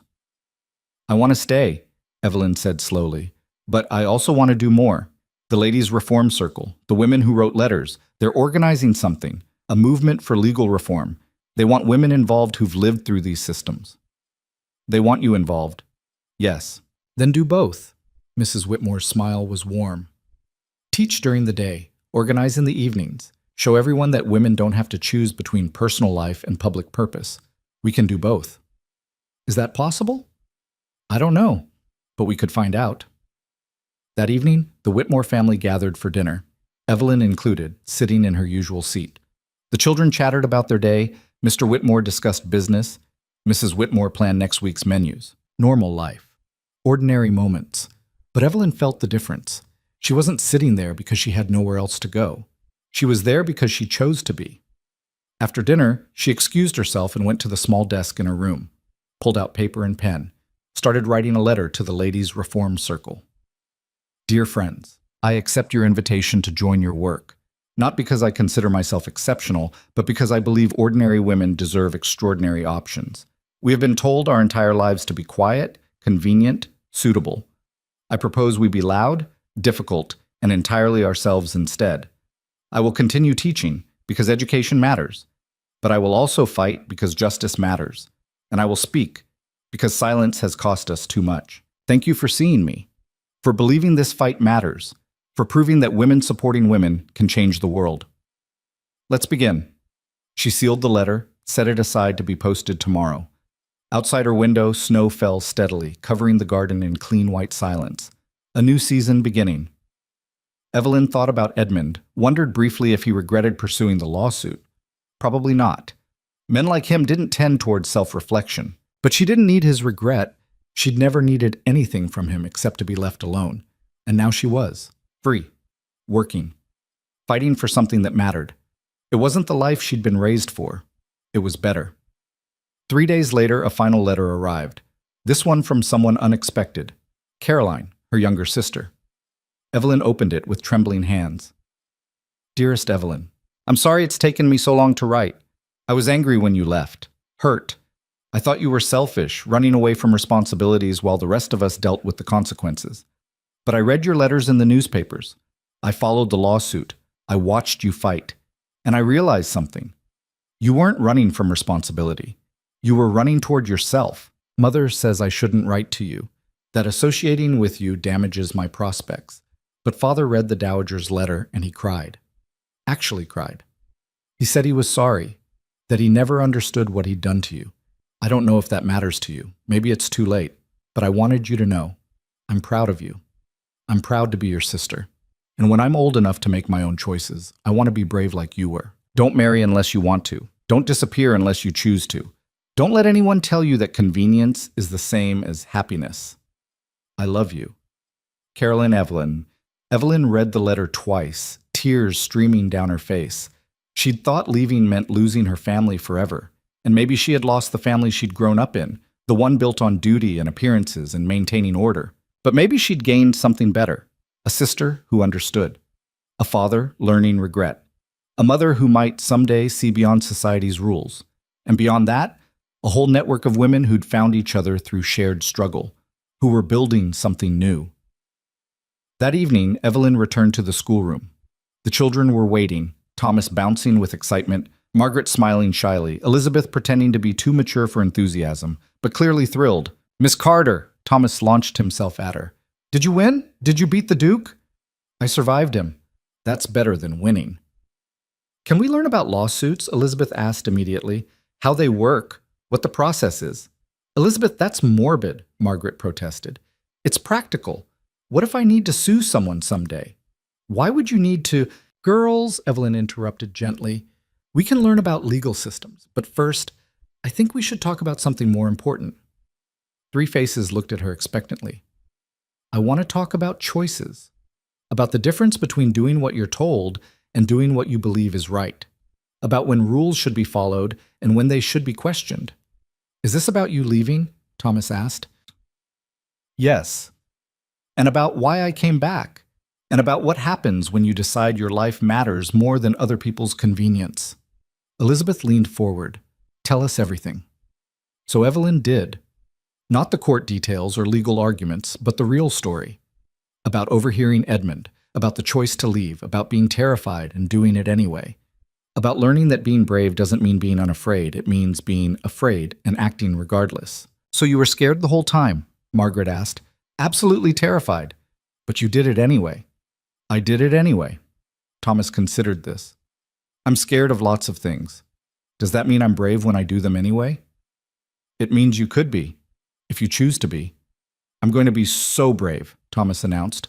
I'm going to do all the scary things. Maybe start with something smaller than fleeing a duke, Evelyn suggested, smiling. That night, lying in her small room with moonlight streaming through the window, Evelyn felt something she hadn't felt in years. Peace. Not perfect contentment. There was still too much work to do, too many fights ahead. The Ladies' Reform Circle had plans, legal challenges, campaigns for change, but peace in knowing she'd chosen this, every piece of it. She'd walked away from a duchess's crown and built something better with her bare hands. She'd stood up to power and discovered her own. And tomorrow she'd wake up and keep building, keep teaching, keep fighting. Because this was her life now. Not suitable, not convenient, but entirely, unmistakably hers. Spring arrived slowly that year, winter reluctant to release its grip. But by March, green shoots pushed through the last patches of snow, and the world felt like it was waking up. Evelyn had been working with the ladies' reform circle for 3 months. Evenings after lessons, she'd sit at the desk in her room writing letters, organizing petitions, corresponding with women across the country who wanted change. The work was slow, frustrating, often invisible, but it mattered. They were drafting legislation, a proposal that would require both parties to sign marriage contracts, not just fathers acting on behalf of daughters.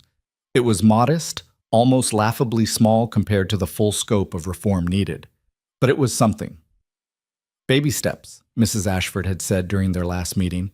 We changed the law one sentence at a time. The proposal was scheduled to be presented to Parliament in June.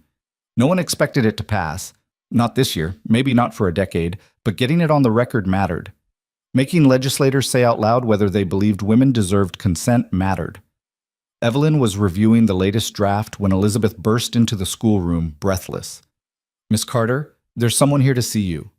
Who? A man. He says it's urgent. Elizabeth's eyes were wide. He looks important. Evelyn's stomach dropped. Had Edmund changed his mind? Was he pursuing the lawsuit again? She followed Elizabeth downstairs where Mrs. Whitmore stood in the foyer with a man Evelyn didn't recognize. He was maybe 30, dressed well but not ostentatiously, with an earnest face and ink-stained fingers. Miss Carter, he stepped forward, offering his hand. My name is David Price. I'm a journalist with the London Chronicle. I've been following your story. Most of the country has been following my story, Evelyn said carefully. What do you want? An interview. A proper one. He pulled out a folded newspaper. I've been writing pieces about women's legal rights. Your case has become a touchstone for the entire debate. I'd like to tell the full story, not just the scandal, but what you're building now. The work you're doing with the Reform Circle. Why? Because most people think your story ended when the Duke dropped the lawsuit. They think you won, and that's that. But you're still fighting. That's the story that matters. Mrs. Whitmore caught Evelyn's eye, raising an eyebrow in question. Evelyn thought about it. Another article meant more publicity, more scrutiny, but it also meant a platform, a way to reach people who still didn't understand that this fight wasn't over. All right, but I have conditions. David Price smiled. I expected nothing less. They talked for 2 hours. Evelyn laid out everything, the work with the Reform Circle, the proposed legislation, the network of women organizing across the country. She explained that her story wasn't exceptional. It was common. Thousands of women faced similar situations, but most couldn't leave because they lacked resources or support. What we're building, Evelyn said, is infrastructure. So the next woman who wants to leave has somewhere to go. So the next woman who wants to fight has backing. That's ambitious. It's necessary. David took notes steadily, occasionally asking clarifying questions. Unlike other journalists Evelyn had dealt with, he didn't seem interested in sensationalizing. He wanted facts, context, the machinery beneath the drama. One more question, he said as they finished. Do you regret leaving? Knowing everything that's happened since the lawsuit, the publicity, the cost to your family. Would you make the same choice? Evelyn didn't hesitate. Yes. Even though it was harder than you expected. Especially because it was harder. Easy things don't teach you who you are. The article ran 2 weeks later, front page, with a sketch of Evelyn that made her look more heroic than she felt. The headline read, After the Scandal, One Woman's Fight to Change the System That Failed Her. David Price had done his research. He'd interviewed Mrs. Whitmore, Mr. Ashford, several members of the Ladies' Reform Circle. He'd documented the proposed legislation, explained its significance, and contextualized Evelyn's personal story within the broader fight for women's rights. It was thorough, thoughtful, and devastatingly effective. Within days, Evelyn received letters from women asking how to join the Reform Circle. From men, surprisingly, who said the article had made them question assumptions they'd never examined. From lawyers offering pro bono work on future cases. The movement was growing, but growth brought complications. In late April, Evelyn received a letter that made her hand shake. It was from her mother. Evelyn, I have read the articles. All of them. Your father and I have discussed at length what you've been doing, what you've become. I will not pretend I understand. I was raised to believe that a woman's greatest achievement was a good marriage, that duty and propriety mattered above all. You have rejected everything I taught you, and for months I considered that a personal failure. But your sister showed me Caroline's letters, the ones you've been writing to her, encouraging her to pursue education, to question, to choose. Caroline wants to attend university. A university, Evelyn, for women. She says you told her she was smart enough, that her mind mattered as much as her face or her family connections. I told her it was impossible, that no one would marry an educated woman, that she'd be ruining her prospects. She looked at me and said, if that's true, then the prospects aren't worth having. She sounded exactly like you. I don't know if you've saved her or ruined her. I don't know if what you're doing is brave or foolish. But I'm beginning to understand that the world I prepared you for no longer exists. Or perhaps it never should have. Your father asks that you visit when you're able. He wishes to apologize properly. I cannot promise I will apologize, as I am not yet certain I was wrong. But I can promise I will listen. Your mother Evelyn read it 3 times, tears blurring the ink. It wasn't forgiveness, it wasn't full acceptance, but it was a door opening, just slightly. She showed the letter to Mrs. Whitmore over breakfast. Will you go? I don't know. What if it's awful? What if they've changed? Mrs. Whitmore countered. What if your father genuinely wants to make amends? What if your mother is trying, in her limited way, to understand? What if they haven't? What if this is just another way to pressure me into being who they want? Then you leave. Again. You've done it before. Mrs. Whitmore squeezed her hand. But you'll never know unless you try. Evelyn went on a Saturday in early May. She took the morning coach to her family's estate, her stomach churning the entire journey. The estate looked smaller than she remembered, less imposing. The gardens needed work, and paint peeled from the shutters. The lawsuit might have been dropped, but clearly the threat of it had done financial damage anyway. Her father answered the door himself. No butler, no servants visible. He looked older, grayer, diminished. Evelyn, his voice cracked. Thank you for coming. They stood awkwardly in the foyer until her mother appeared, Caroline trailing behind her. Caroline broke the stalemate by running forward and throwing her arms around Evelyn. You came. You actually came. Of course I came. Mother said you wouldn't, that you'd be too angry. Evelyn looked over Caroline's head at her mother, who had the grace to look uncomfortable. Perhaps we should sit, her father said. I've asked Cook to prepare tea. They settled in the drawing room, the same room where Evelyn had been told about her engagement to Edmund, what felt like a lifetime ago. The same chairs, same wallpaper, same windows overlooking the garden, but everything felt different. Her father cleared his throat. I owe you an apology. A real one, not the inadequate thing I wrote in that first letter. You don't have to. I do. Please let me finish. He twisted his hands together. I signed that contract because I thought I was securing your future. We had debts, bad investments. I was desperate. Edmund offered a solution, marry you to him, and he'd cover our obligations. I told myself it was for the family, for your security. But it wasn't, Evelyn said quietly. No, it was for my pride, for my fear of losing status. I sold you to solve my problems, and I convinced myself I was doing you a favor. He looked directly at her, eyes red. When you left, I was furious. Not because I was worried about you, but because you'd embarrassed me. Made me look weak. Father, let me finish, please. He took a shaky breath. The lawsuit. Pursuing you. I supported it. Told Edmund he was right to demand compensation. I actually believed you owed us for the trouble you'd caused. The admission hung heavy in the room. And then I read the articles, he continued. Saw what you'd been through. Realized that my daughter, my own daughter, had been so desperate to escape that she'd fled with nothing, started over from nothing, and thrived. I didn't thrive. I survived. You did more than survive. You built something. You're fighting for something that matters. His voice broke. And I nearly destroyed you for it. I am so sorry. The apology didn't erase anything. Didn't fix the contract or the engagement or the months of fear and struggle. But it was real, and it mattered. I forgive you, Evelyn said finally, not because you deserve it, but because I'm tired of carrying anger. Her mother, silent until now, spoke up. I cannot apologize. Not yet. I still believe in duty, in proper behavior, in the way things should be done. Mother, Caroline protested. But, her mother continued, I am beginning to understand that my way is not the only way. That perhaps what I was taught was incomplete. She looked at Evelyn directly. You terrify me. The choices you've made, the life you're living, it's everything I was raised to prevent. But Caroline idolizes you. She wants to be like you. And I find I cannot condemn that without condemning her. It wasn't much, but from her mother, it was something. Caroline tells me you've been writing to her, Evelyn said, encouraging her education. She's applied to Bedford College. For women. Her mother's tone suggested this was akin to announcing plans to join the circus. She wants to study mathematics. I'm good at it, Caroline said defensively. Miss Carter's letters taught me I could be good at things besides watercolors and piano. You're brilliant at it, Evelyn corrected, and you should go, if they accept you. They will. They have to. Caroline's certainty was beautiful. Because I'm not spending my life being decorative. I want to think, to work, to matter.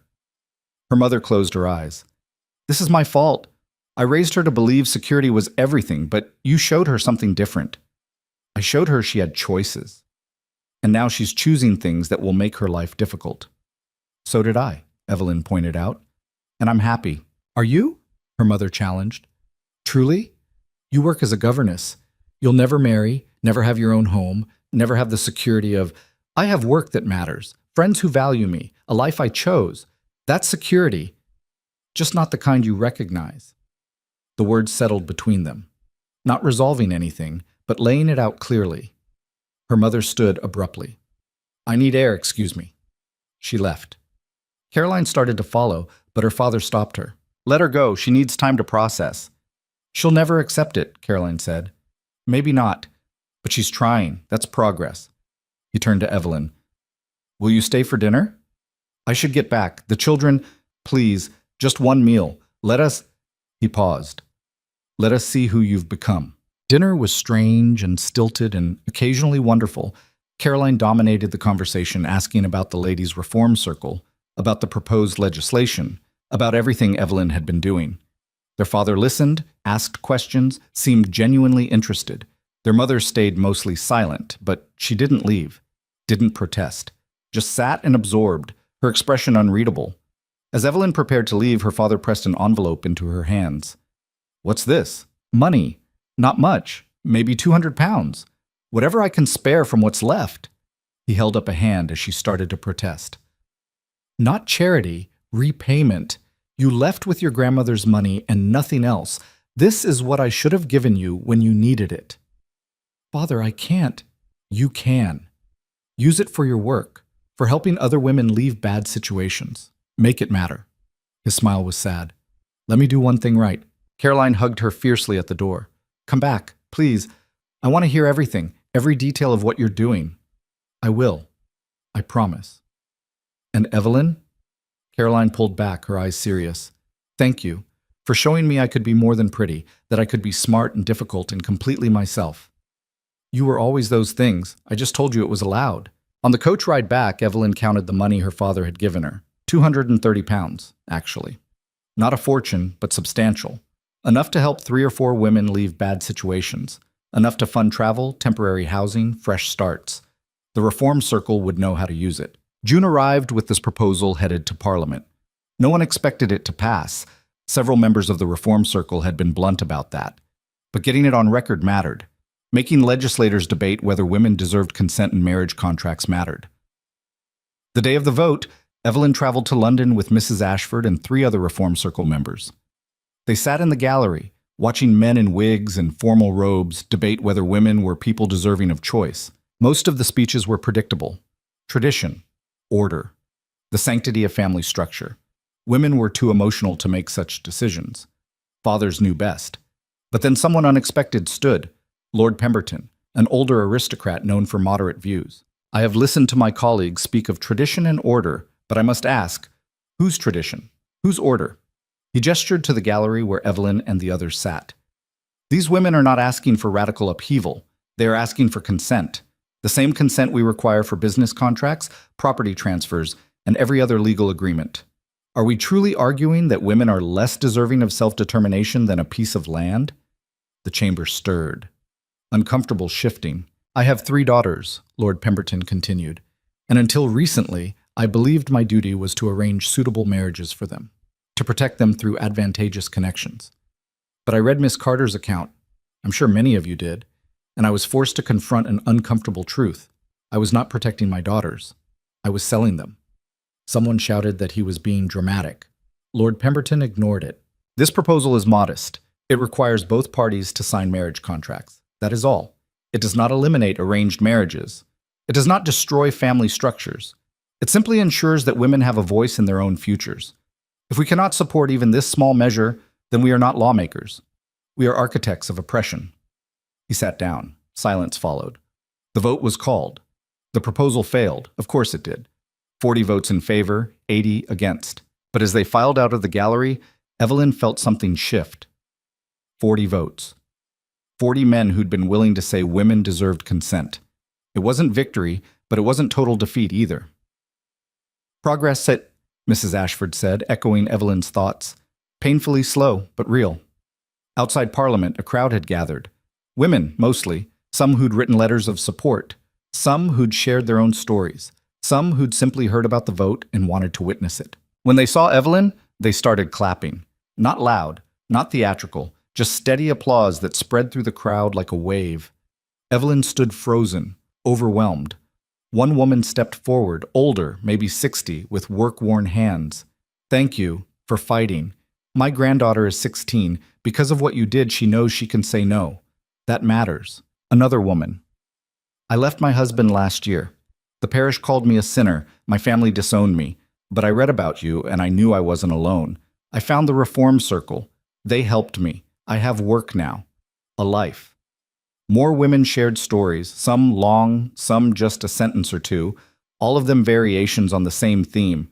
You showed me I could choose. You made me believe I mattered. By the time Evelyn made it back to the inn where they were staying, she was exhausted and tearful and filled with something she couldn't quite name. Not satisfaction, the work was far from done. Not pride. She'd just been the visible one. Hundreds of women were doing this work invisibly. But purpose. Certainty that this fight, however difficult, was the right one. Mrs. Ashford found her sitting in the small room, staring out the window at London's evening streets. You all right? Those women today? They thanked me. But I didn't do anything special. I just left. You left publicly. You spoke when others couldn't. You stood when others were forced to kneel. Mrs. Ashford sat beside her. That's leadership, whether you wanted it or not. I don't feel like a leader. Good. The moment you do, you'll stop listening. She smiled. The vote today was just the beginning. We'll try again next year, and the year after that. Eventually we'll win. Not because of one dramatic moment, but because we refuse to stop trying. That sounds exhausting. It is, but you're already doing it. So welcome to the rest of your life. Evelyn returned to the Whitmore house 3 days later to find the children had made a banner. Welcome home, Miss Carter. Parliament's loss is our gain. Thomas launched into an explanation of the banner's construction. Margaret did the letters because she's good at drawing, but I helped hold it steady, while Elizabeth rolled her eyes and pretended not to care. But that evening, Elizabeth slipped into Evelyn's room as she was unpacking. Did you really talk to Parliament? I sat in the gallery. I didn't speak. But they were voting about your idea, about women signing contracts. It was lots of women's idea. I'm just the public face of it. Elizabeth considered this. I want to do that someday. Have ideas that matter, change things. You will. How do you know? Because you're already asking the right questions. That's how it starts. A month later, a letter arrived from an unexpected source. Evelyn almost didn't open it when she saw the return address. Thornhill Estate. But it wasn't from Edmund. It was from Mary, the housemaid who'd helped deliver the letter to the newspaper. Dear Miss Carter, I hope you don't mind me writing. I wanted you to know what happened after you left. The Duke dismissed half the staff. Said we were all disloyal, couldn't be trusted. I lost my position, but honestly, I'm grateful. Working there felt like drowning. I remembered what you said about finding a position that values you, so I did. I work for a family in York now.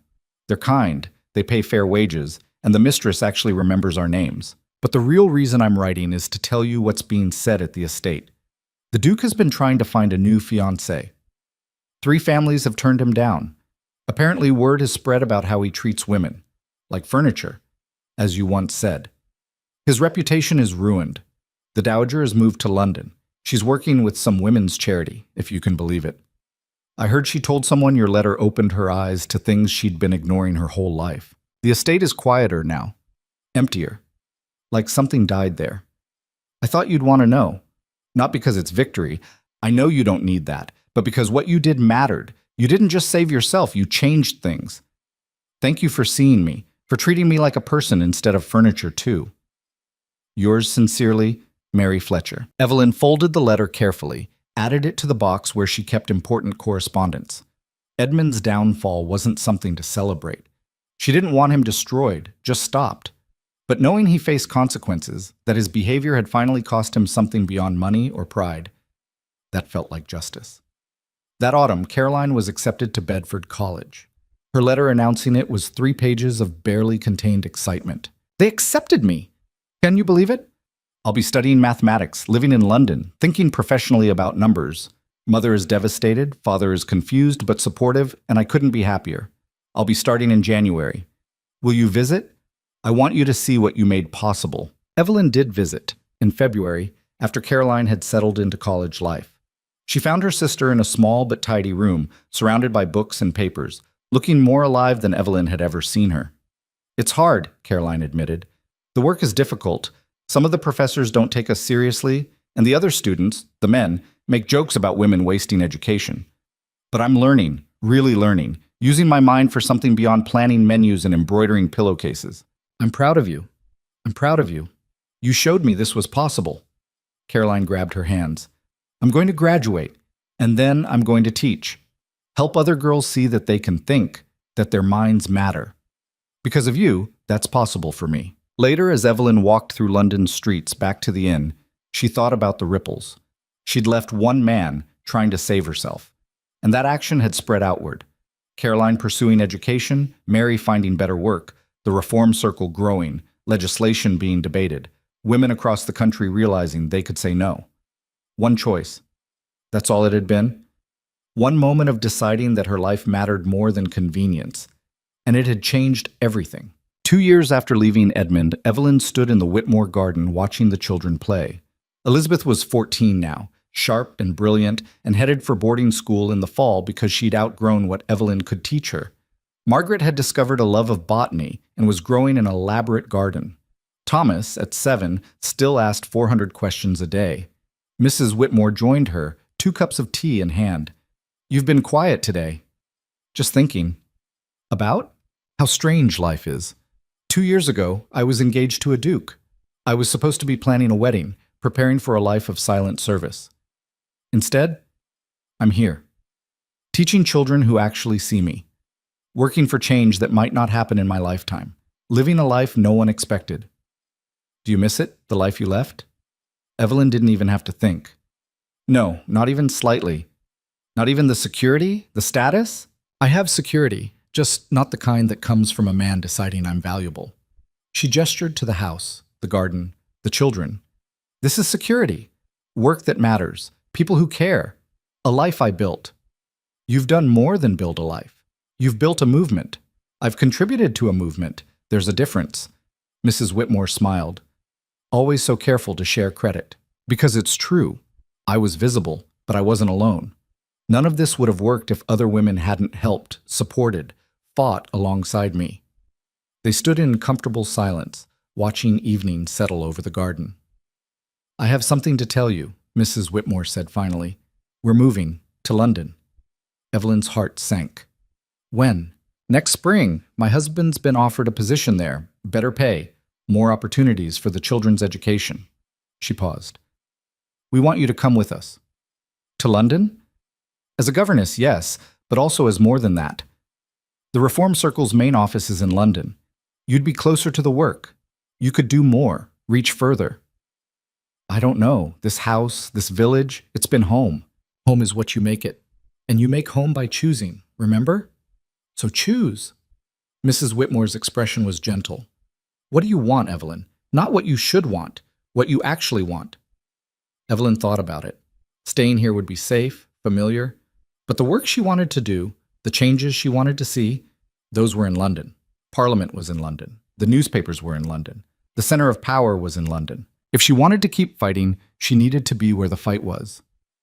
"I'll come," she said, "but only if I can keep teaching the children. That's not negotiable.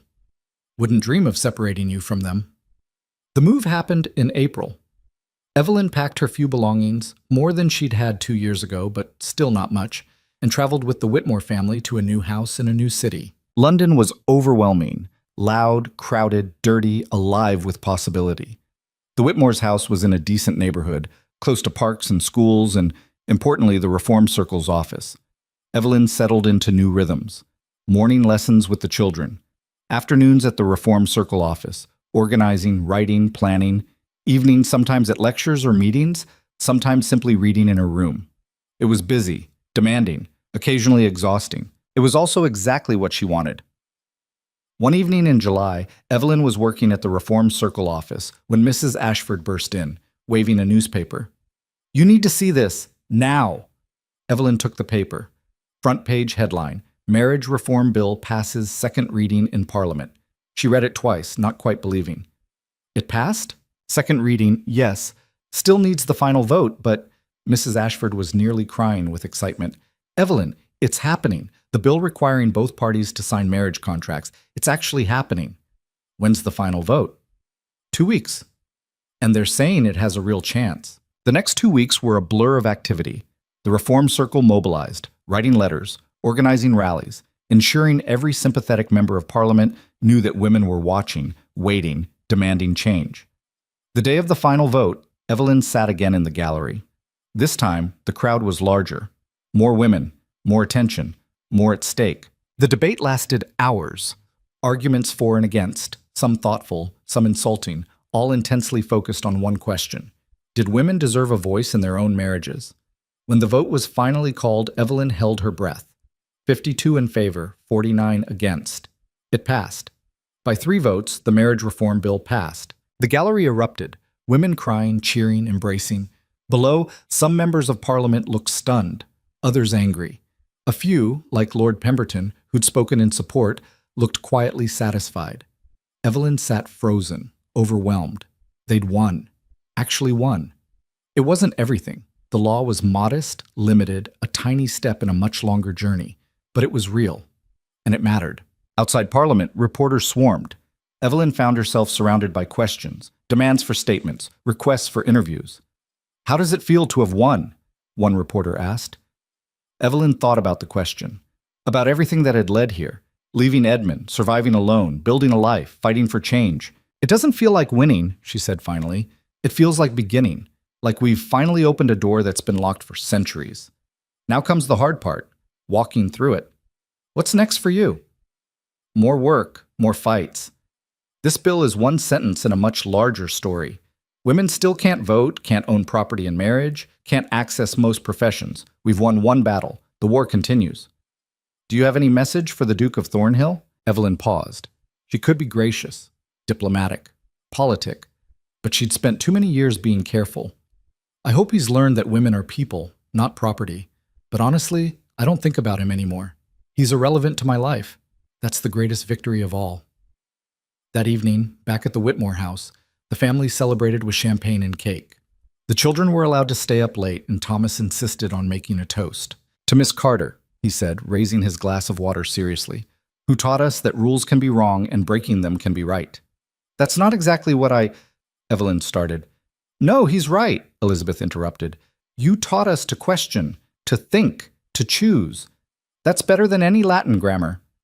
"I like Latin grammar," Margaret protested, but she was smiling. Later, after the children were in bed, Evelyn stood at the window of her room, looking out at London's night sky.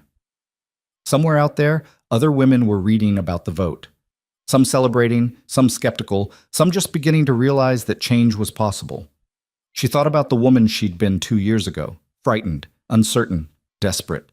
That woman had walked away with nothing and no plan, trusting only that anything was better than disappearing. She'd been right.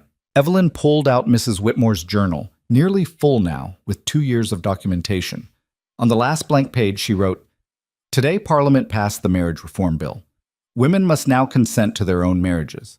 It's a small law, but it represents something larger, the beginning of recognition that we are people deserving of choice. I didn't do this alone. Hundreds of women fought for this. Some visible, most invisible. Some privileged, many struggling. Together, we changed something. I don't know what comes next. More battles, certainly. More resistance, more slow, painful progress. But I know who I am now. Not someone's fiancé, not someone's property, not suitable or convenient or decorative. I am Evelyn Carter. I teach children. I fight for justice. I choose my own life. And that, finally, completely, is enough." She closed the journal, set it on the shelf beside the small wooden box that had once held her grandmother's money. Empty now, but still important. A reminder of where she'd started. Tomorrow would bring new work, new challenges, new women seeking help, new laws needing changing, new battles requiring fighters. But tonight, Evelyn stood in her small room in a house she'd chosen, surrounded by people who valued her, doing work that mattered. She'd left an estate to find herself, and in doing so, she'd helped others find themselves too. Years later, people would ask when she'd known she was free. They expected a dramatic answer, the moment the lawsuit was dropped, or when the bill passed, or some other clear dividing line between captivity and liberation. But Evelyn would always say the same thing. She'd been free the moment she walked out that door in the dark, carrying nothing but resolve. Everything after was just learning to live like she meant it.